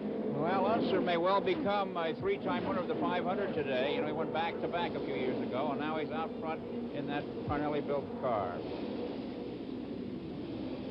Again, Swede Savage is alive. He is in the hospital. and conscious. Joining Salt Walter, who was injured in the crash on Monday, both of them in Methodist Hospital in Indianapolis. Unser, the leader, Bobby Unser, 1 lap down, just behind him. In second place again in the race is Gordon Johncock, the teammate of Swede Savage. He's in car number 20. In third place in car number 3 is Bill Vukovic. Jim, during the period the race was stopped, A.J. Foyt has replaced George Snyder in car number 84 in his continuing quest for a 4th Indianapolis triumph.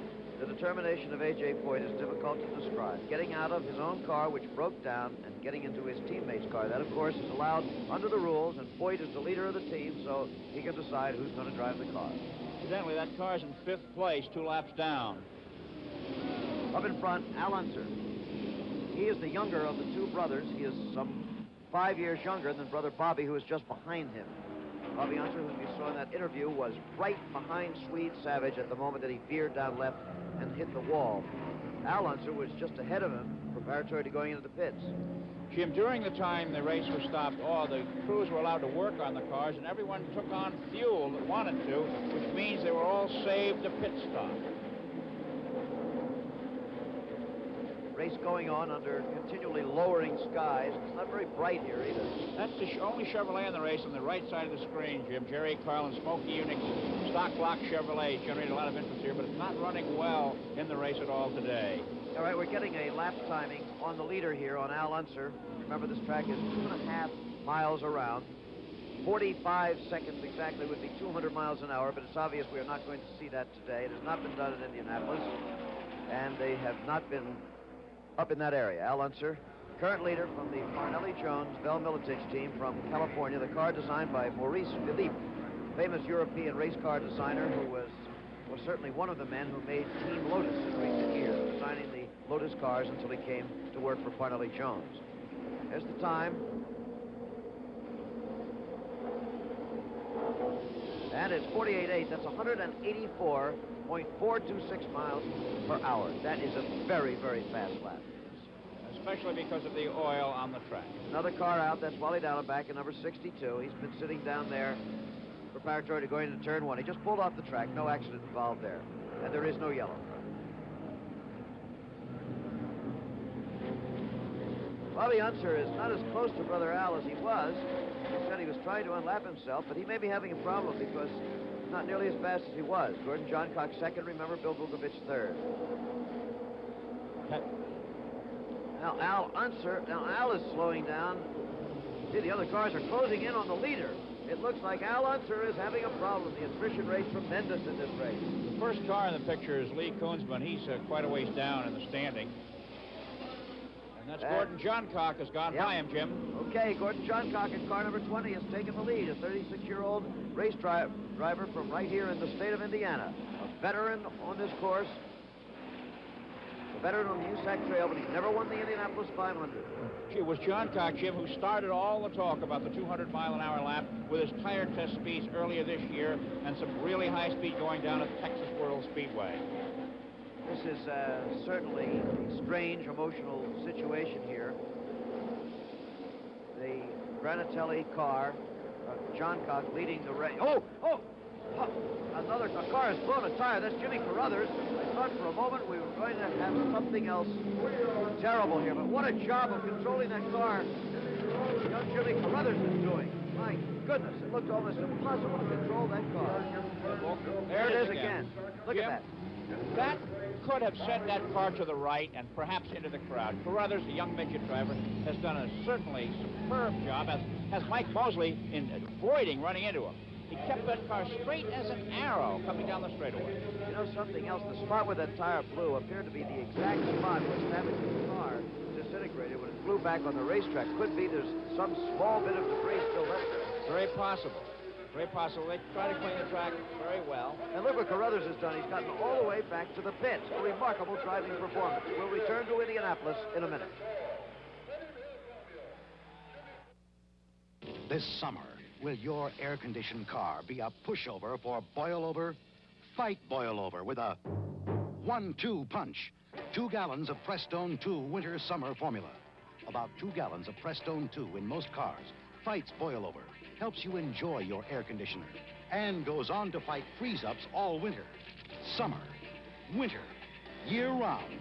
If you can't trust Prestone, who can you trust?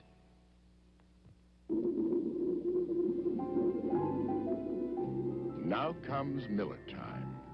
Time to relax, to appreciate the difference a quality beer can make. A great tasting beer. Miller High Life. The original quality American beer. If you got the time, if you got the time, we've got the beer. Miller beer. If you got the time. The racing goes on at Indianapolis. It is not quite as dark as it appears on our color camera pictures, but the visibility is still plenty good enough for racing, but it's a very dark late afternoon. The mood very somber here. Gordon Johncock leading the race. Bobby Unser second now, or Bill Vukovich second. There's Al Unser coming out of the pits again. Remember, he had been the leader, and he slowed down and had to come into the pits. Jim, here's a remarkable report from the pits. Jimmy Carruthers' right front tire was punctured by a connecting rod bolt from his exploding engine. And that's the fifth car to break a connecting rod bolt so far today. Excuse me, A.J. Foyt, who took over car number 84, is in the pits again. He has been, in fact, black flagged by starter Pat Finan. When they hold out the black flag, that means you must come into the pits. Now back to the leader, Gordon Johncock, in car number 20. Johncock, the leader, and the only car on the same lap with him at the moment is number 2, driven by Bill Vukovich. This is standard Eagle, Jim. However, crew chief George Bignotti has put some front fenders on it, so to speak, little aerodynamic triangular devices in front of the wheels to make the car work better in the forces that act on it. It's doing very well. And there we have Al Unser.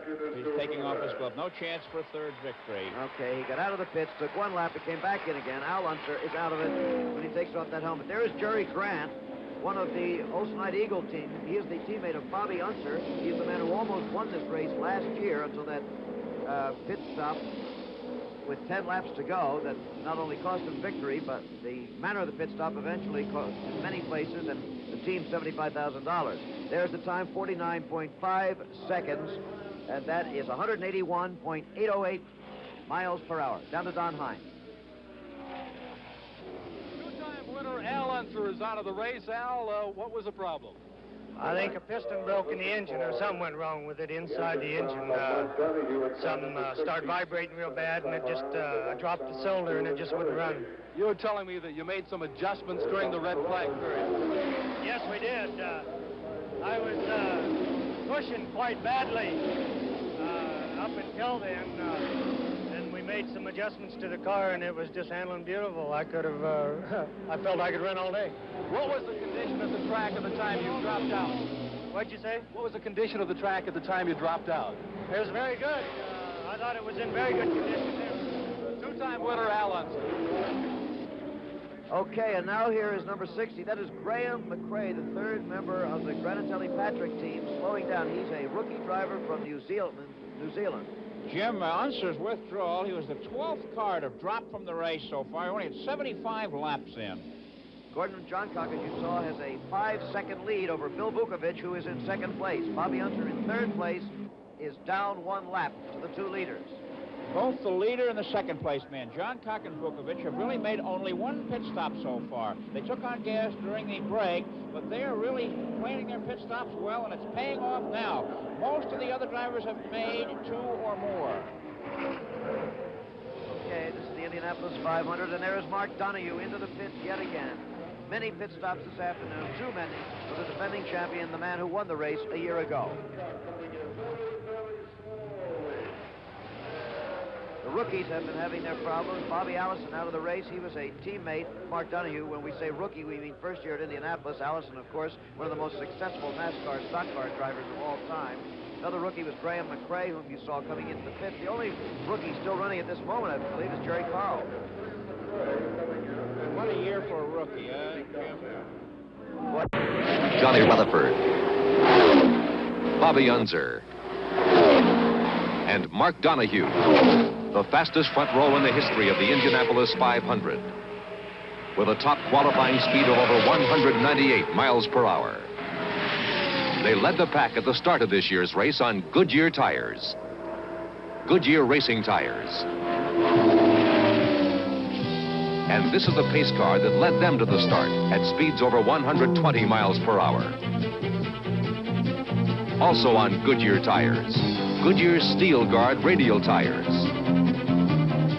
And except for high-speed modifications, it's the same tough, durable Steel Guard tire Goodyear builds for your car. Goodyear, the leading name in tires at the 1973 Indy 500. We're back at Indianapolis, and it looks like the green flag will come out again. There has been a wait, actually, of 1 hour and 11 minutes. The debris has been cleaned from the tracks. Swede Savage is in Methodist Hospital. His condition is described as critical. The man is alive. He is described as conscious. The race is underway again. Savage is in stable condition. Both of his legs are broken, and he has a number of burns to his right hand and both arms. The burns are severe. The man in the pits has died. Armand Tarand, a crew member of the Gordon McRae car from Culver City, California, at age 22, died at 4:23 this afternoon in Methodist Hospital. The race goes on, and Al Unser is the leader in car number 4. There's his brother Bobby, who is actually 1 lap behind, but just behind his brother. Brother Bobby will try to unlap himself, as they say, from brother Al. In second place in the race is Gordon Johncock in car number 20, a teammate of Swede Savage. And in third place, Bill Vukovich in car number 2. Only those 3 cars in the same lap. Well, Unser may well become a 3-time winner of the 500 today. You know, he went back-to-back a few years ago, and now he's out front in that Parnelli-built car. Again, Swede Savage is alive. He is in the hospital and conscious. Joining Salt Walter, who was injured in the crash on Monday, both of them in Methodist Hospital in Indianapolis. Unser, the leader, Bobby Unser, 1 lap down, just behind him. In second place again in the race is Gordon Johncock, the teammate of Swede Savage. He's in car number 20. In third place in car number 3 is Bill Vukovich. Jim, during the period the race was stopped, A.J. Foyt has replaced George Snyder in car number 84 in his continuing quest for a 4th Indianapolis triumph. The determination of A.J. Foyt is difficult to describe. Getting out of his own car, which broke down, and getting into his teammate's car. That, of course, is allowed under the rules, and Foyt is the leader of the team, so he can decide who's going to drive the car. Incidentally, that car's in 5th place, 2 laps down. Up in front, Al Unser. He is the younger of the 2 brothers. He is some 5 years younger than brother Bobby, who is just behind him. Bobby Unser, whom you saw in that interview, was right behind Swede Savage at the moment that he veered down left and hit the wall. Al Unser was just ahead of him, preparatory to going into the pits. Jim, during the time the race was stopped, all the crews were allowed to work on the cars, and everyone took on fuel that wanted to, which means they were all saved a pit stop. Race going on under continually lowering skies. It's not very bright here either. That's the only Chevrolet in the race on the right side of the screen, Jim. Jerry Carlin, Smokey Unix, stock block Chevrolet generated a lot of interest here, but it's not running well in the race at all today. All right, we're getting a lap timing on the leader here on Al Unser. Remember, this track is 2.5 miles around.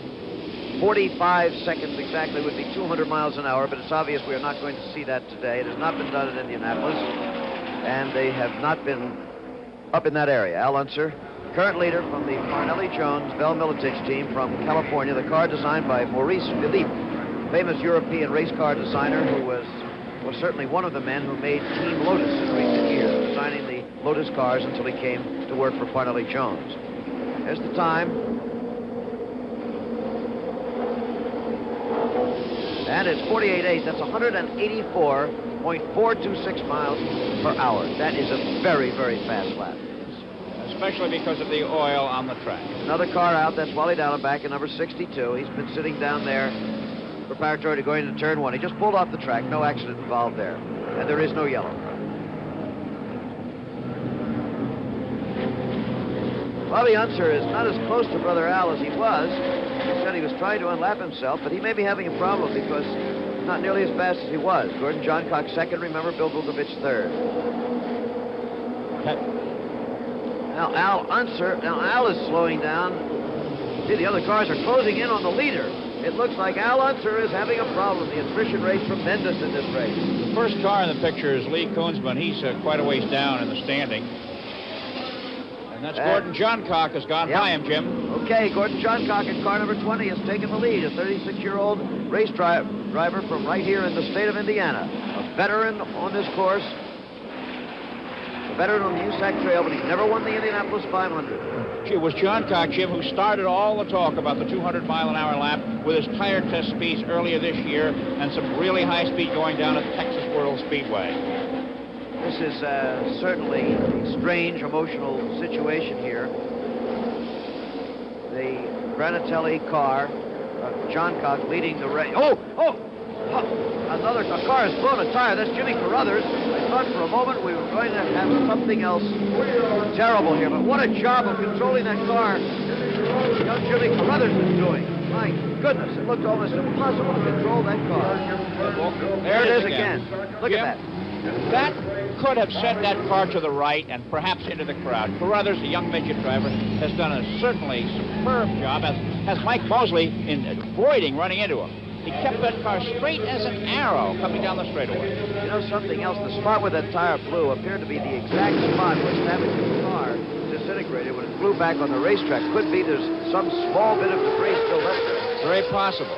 Very possible. They try to clean the track very well. And look what Carruthers has done. He's gotten all the way back to the pits. A remarkable driving performance. We'll return to Indianapolis in a minute. This summer, will your air-conditioned car be a pushover for boil-over? Fight boil-over with a 1-2 punch. 2 gallons of Prestone 2 winter-summer formula. About 2 gallons of Prestone 2 in most cars fights boil-over, helps you enjoy your air conditioner, and goes on to fight freeze-ups all winter. Summer, winter, year-round. If you can't trust Prestone, who can you trust?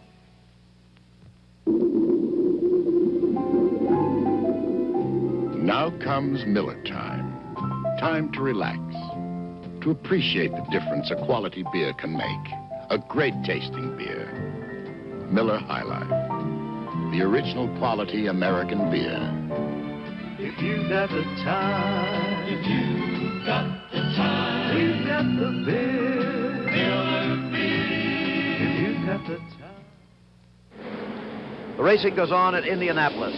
It is not quite as dark as it appears on our color camera pictures, but the visibility is still plenty good enough for racing, but it's a very dark late afternoon. The mood very somber here. Gordon Johncock leading the race. Bobby Unser second now, or Bill Vukovich second. There's Al Unser coming out of the pits again. Remember, he had been the leader, and he slowed down and had to come into the pits. Jim, here's a remarkable report from the pits. Jimmy Carruthers' right front tire was punctured by a connecting rod bolt from his exploding engine. And that's the 5th car to break a connecting rod bolt so far today. Excuse me, A.J. Foyt, who took over car number 84, is in the pits again. He has been, in fact, been black flagged by starter Pat Finan. When they hold out the black flag, that means you must come into the pits. Now back to the leader, Gordon Johncock, in car number 20. Johncock, the leader, and the only car on the same lap with him at the moment is number 2, driven by Bill Vukovich. This is standard Eagle, Jim. However, crew chief George Bignotti has put some front fenders on it, so to speak, little aerodynamic triangular devices in front of the wheels to make the car work better in the forces that act on it. It's doing very well. And there we have Al Unser. He's taking off his glove. No chance for a third victory. Okay, he got out of the pits, took one lap, and came back in again. Al Unser is out of it when he takes off that helmet. There is Jerry Grant, one of the Olsenite Eagle team. He is the teammate of Bobby Unser. He is the man who almost won this race last year until that pit stop with 10 laps to go that not only cost him victory, but the manner of the pit stop eventually cost in many places and the team $75,000. There's the time, 49.5 seconds, and that is 181.808 miles per hour. Down to Don Hine. Winner Al Unser is out of the race. Al, what was the problem? I think a piston broke in the engine or something went wrong with it inside the engine. Something started vibrating real bad, and it just dropped the cylinder and it just wouldn't run. You were telling me that you made some adjustments during the red flag period. Yes, we did. I was pushing quite badly up until then. And we made some adjustments to the car, and it was just handling beautiful. I could have, I felt I could run all day. What was the condition of the track at the time you dropped out? What'd you say? What was the condition of the track at the time you dropped out? It was very good. I thought it was in very good condition there. Two-time winner, Al Unser. Okay, and now here is number 60. That is Graham McRae, the third member of the Granatelli Patrick team, slowing down. He's a rookie driver from New Zealand. Jim, Unser's withdrawal, he was the 12th car to drop from the race so far. He only had 75 laps in. Gordon Johncock, as you saw, has a 5-second lead over Bill Vukovich, who is in second place. Bobby Unser in third place is down 1 lap to the 2 leaders. Both the leader and the second place man, Johncock and Vukovich, have really made only 1 pit stop so far. They took on gas during the break, but they are really planning their pit stops well, and it's paying off now. Most of the other drivers have made 2 or more. Okay, this is the Indianapolis 500, and there is Mark Donohue into the pits yet again. Many pit stops this afternoon, too many for the defending champion, the man who won the race a year ago.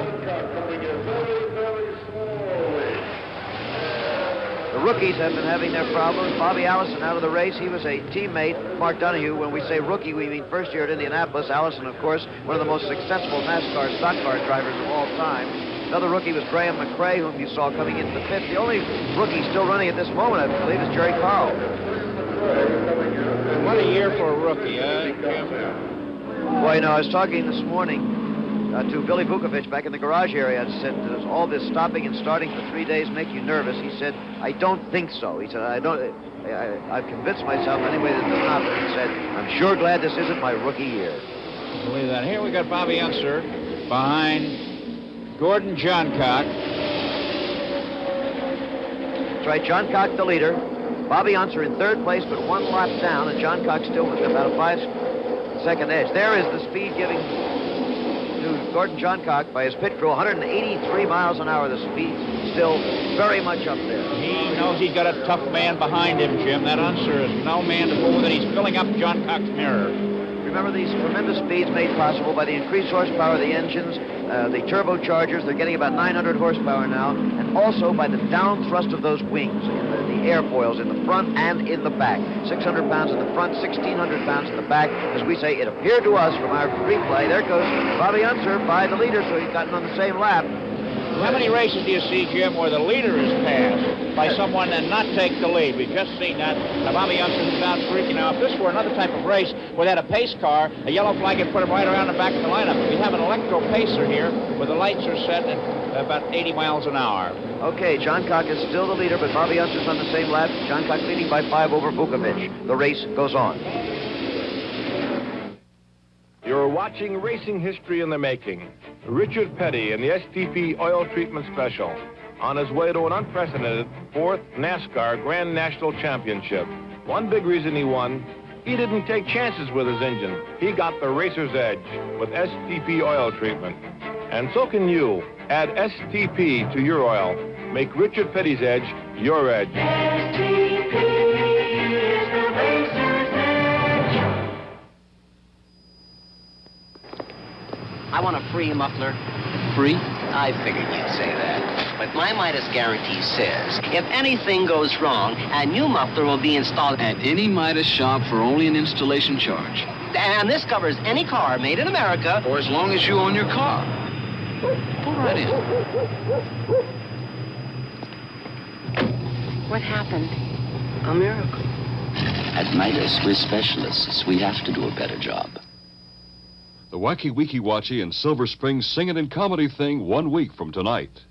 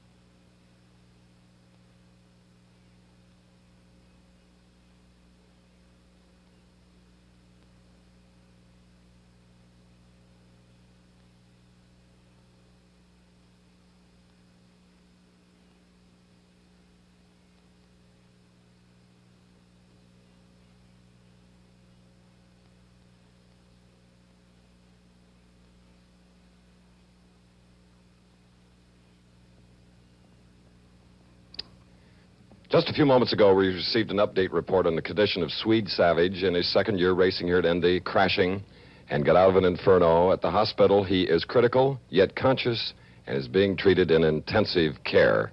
Swede Savage.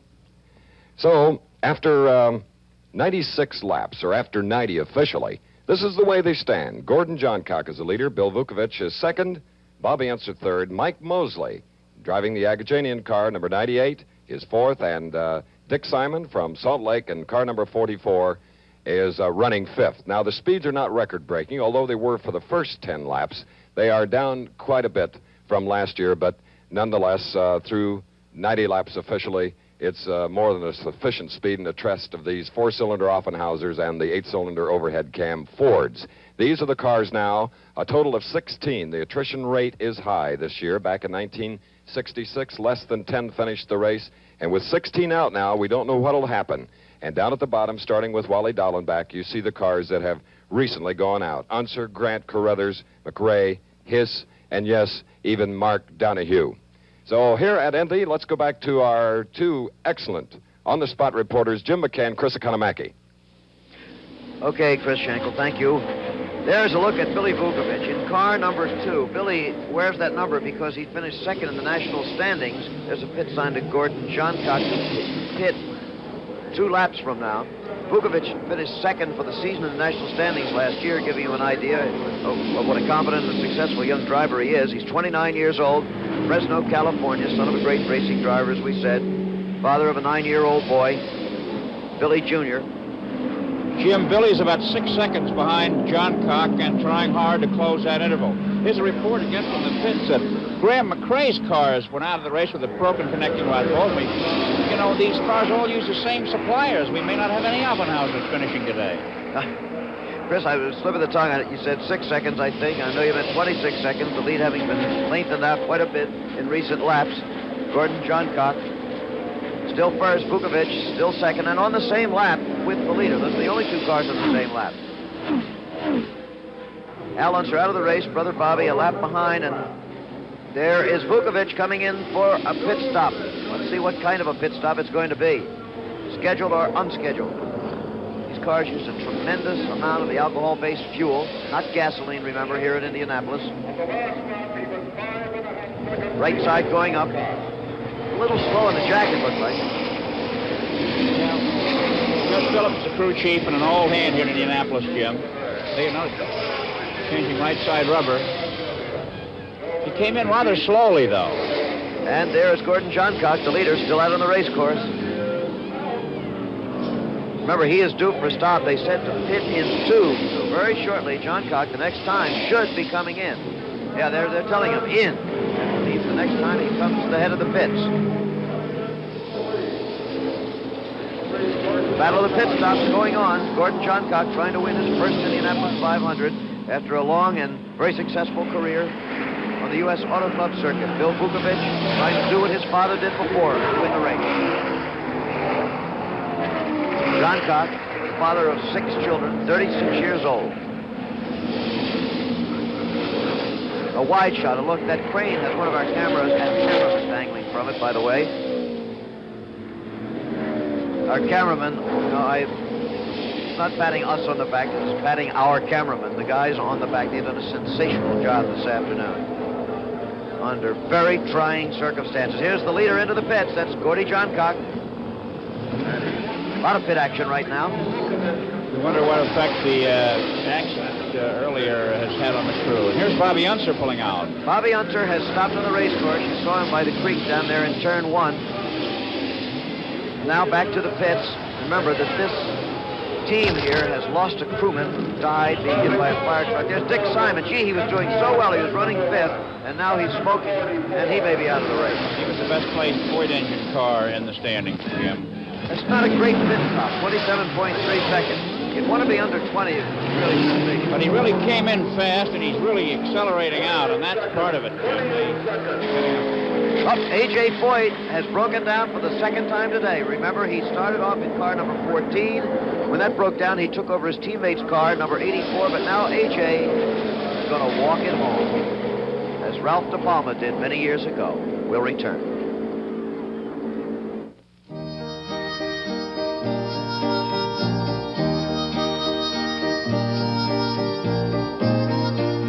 The best minute of the day, the best minute of the day from Polaroid. Polaroid Square Shooter 2 Land Camera, only $24.95. Is there any other way? It's no secret. There's always somebody out to steal your money. Well, here's some bad news for the thieves. First National City Travelers checks. A great way to protect your cash. You can buy them everywhere. And if they're lost or stolen, you can get them replaced on the spot at over 35,000 places in America and around the world. First National City Travelers checks. Ask for them at your bank. Good idea for the good people. Gordon Johncock is still leading the Indianapolis 500, extending his lead over Bill Vukovich in second place, now plus 27 seconds. Johncock leading Billy Vukovich. Bobby Unser still listed as third, but he has broken down and is out of the race, so that is... the Maharaja getting it right in it, Jim. A.J. Foyt. How he wants to win that fourth Indianapolis 500, but he won't do it this year. His last car for the day is broken down, and he's riding it home. The leader, Gordon Johncock, as we said, is from Franklin, Indiana, not very far from Indianapolis. Born in Hastings, Michigan, 36 years old. He's driven in 105 championship races, as they call them, on the USAC Trail, including today's race. There's Bill Vukovich, still in second place, 27 seconds behind. Car number 2. This car is owned by Jerry O'Connell of San Jose, California, sponsored by his dried fruit business. It's known as a Sugar Ripe Prune Special. Only race car sponsored by Prune, that's for sure. Up in front, ahead of the Prune car, is the Granatelli Patrick car. Their interests much more in the oil world than the Prune world. Looks funny of Johncock, who's quite a rugged individual, though quite short, wearing a baby blue crash helmet, Jim. It just doesn't seem quite right. Incongruous touch. Gordy is one of the smaller drivers on the circuit, making it more comfortable, I suppose, for him inside these cramped monocoque chassis cars. 5 feet 7 inches, 150 pounds, compactly built. There's Vukovich again. Mark Donahue, last year's winner, has been in and out of the pit 7 times, Jim, with that engine problem, whatever it is. The cloud's still lowering here. It could rain at any time, and it has been raining, it seems, for a month out here. Get another timing on Gordon Johncock. See how the speeds are holding up. I don't think visibility is still any problem to the drivers out there. Of course, if it were, they'd be stopping the race at this point. But it's getting a little tough for our cameras. Not too much light. Color cameras take a lot of light. More than race drivers' eyes. Jim, you know, with the clouds darkening, Johncock is getting close to pit stop time. He made his first stop on the 42nd lap, and he stopped for a second time on the 100th lap, but he didn't take on fuel during the time the race was halted. So now he's getting close to 100 miles on this tank full of gas, and he should be getting ready to make a pit stop in another 10 laps or so. There's the timing, 49.8 seconds. That's 180.722 miles per hour. A little slower, but not very much. And at this point, in the late afternoon, we can't tell for sure whether it's darkness coming on or rain or both, but those clouds are really low and black. We've had a report for the last hour or so that there is rain in this area moving towards the racetrack. Most of the weather here comes in from Terre Haute. It's been raining in Terre Haute for some time. Johncock is getting close to record speed, Jim. At 110 laps, it was 161.7, the record 163.7, and he's flying out there, so we may see more than just one 10-lap record broken before this 500-mile race is over today. The lead down a little bit, 25 seconds. Saw the 2 pits on the split screen there.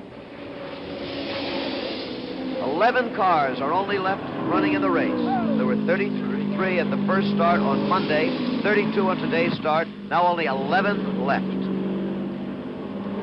Again, this race has been marred by incredible explosion crash. There are the 2 pits again. That was Vukovich on the right. And now Mike Mosley is out of the race. No accident here. Well, the last 2 years, the race ended for him when he crashed in turn 4. Not so this time, fortunately. You know, he was involved in that first lap accident this year, and there was a fire involved, which meant 3 straight Indy 500s. He's been in fiery accidents.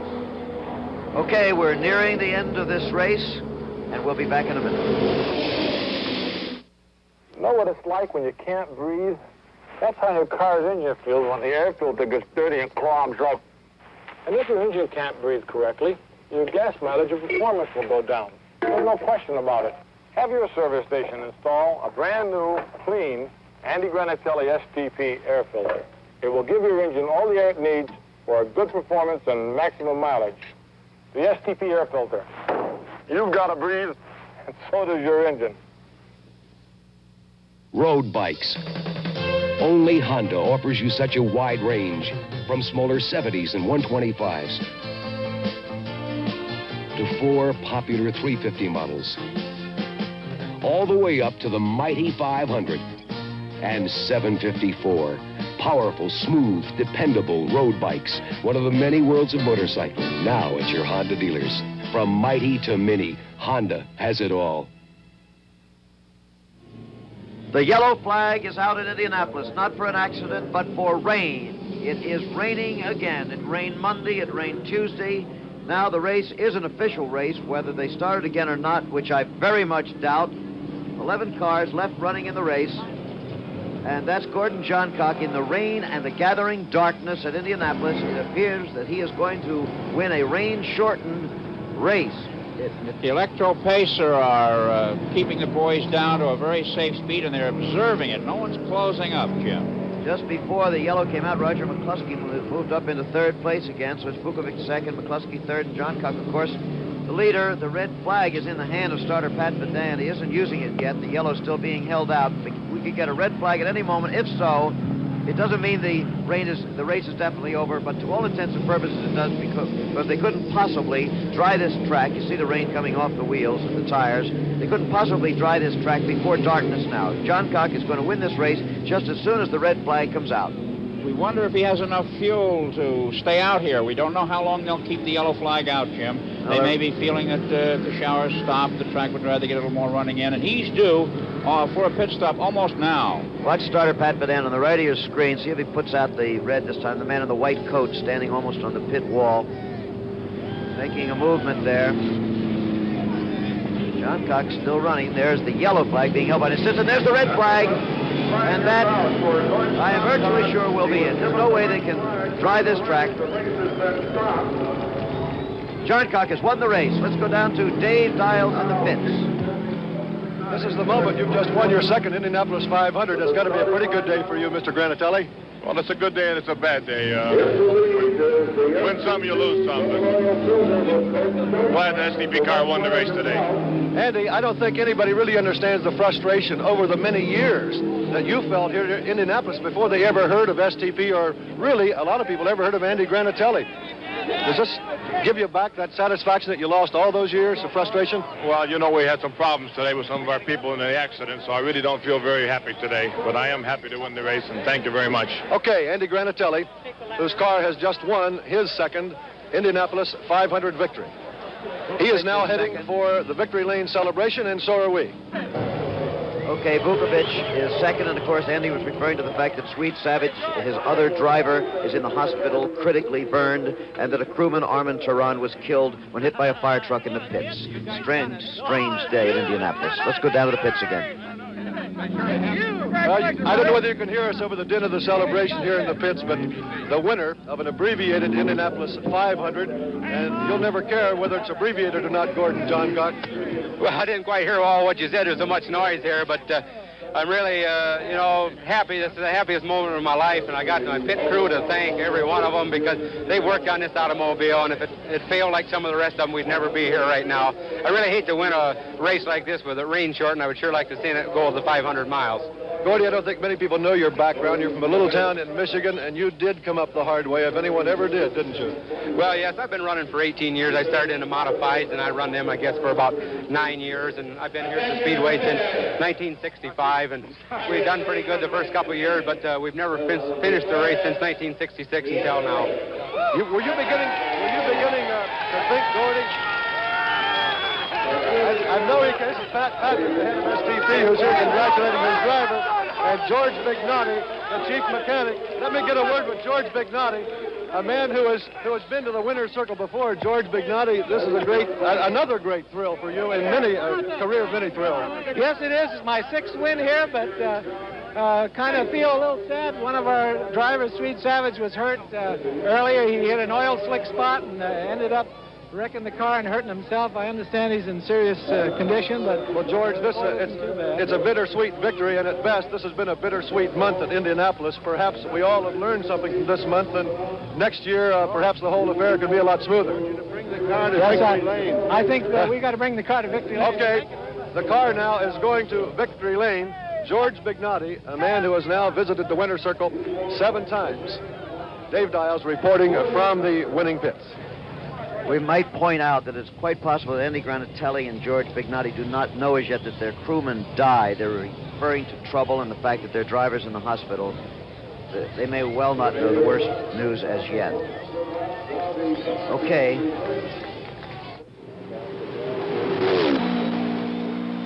Sid Collins at the Indianapolis Motor Speedway. Gordon Johncock is driven to victory in the 1973 Indy 500.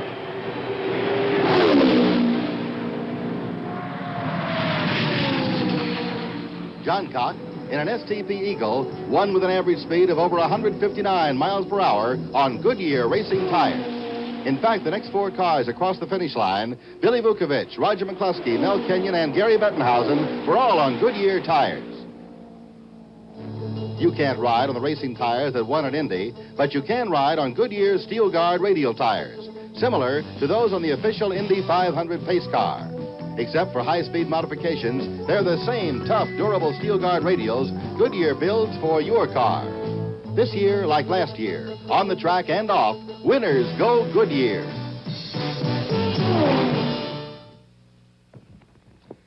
Well, here at Indianapolis, in what to many people was the longest month in May that they have ever spent, and that includes our ABC production and technical crew, and being a Midwesterner, I'd just like to tell them that it'll be better next year. And of course, a tremendous pat on the back to the cross-section of America, the fans who lingered here, kept the vigil for 3 racing days, and finally getting the race in officially today. They sustained themselves in various ways here.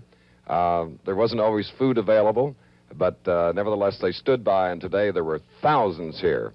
And it was another record purse of over $1 million, and of course it was instant fame for Gordon Johncock, who will get the major portion, the winner's share of their over $1 million purse. And there will be great payoffs, too, for the man that finished second, and that's Bill Vukovich, whose dad won here in 1953 and 54. And, of course, veteran Roger McCluskey. That was one of 3 Lindsey Hopkins cars that finished the race. Mr. Hopkins from Atlanta and Miami, Florida, had entered 4, and believe me, there is a happy car owner. He had one of the 3 that finished 4th in the race. These are the cars that failed to finish, as there were only 11 running at the end. 9 cars with Offenhauser engines, the 4-cylinder jobs that have dominated here since 1934, winning all but 9 races. And when they didn't, the Fords did. There was 1 Chevy, Jerry Carl, Smokey Unich's car, which was called the Orient Express.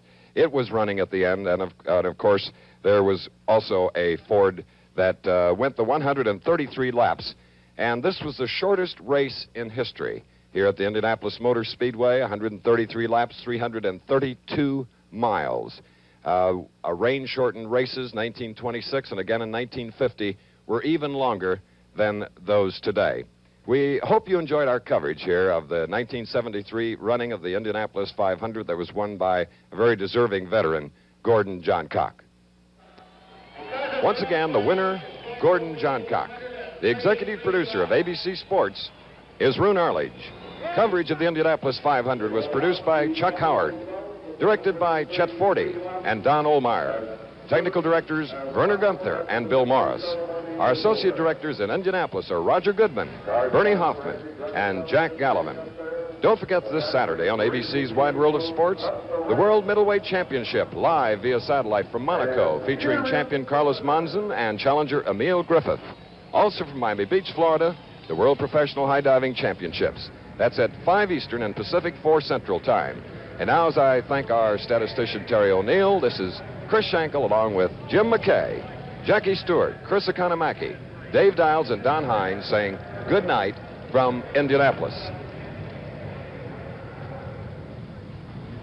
The Indianapolis 500 has been brought to you by Goodyear, the tires that won at Indianapolis today. By the Miller Brewing Company, brewers of Miller High Life. If you've got the time, we've got the beer. By Honda. Honda makes motorcycles for all the many worlds of motorcycling. And by the STP Corporation, makers of world-famous STP oil treatment and other fine products for your car. Travel arrangements made through and a promotional fee paid by United Airlines. For over 26 years, the airline's offering dream vacations in Hawaii. This has been an ABC Sports presentation.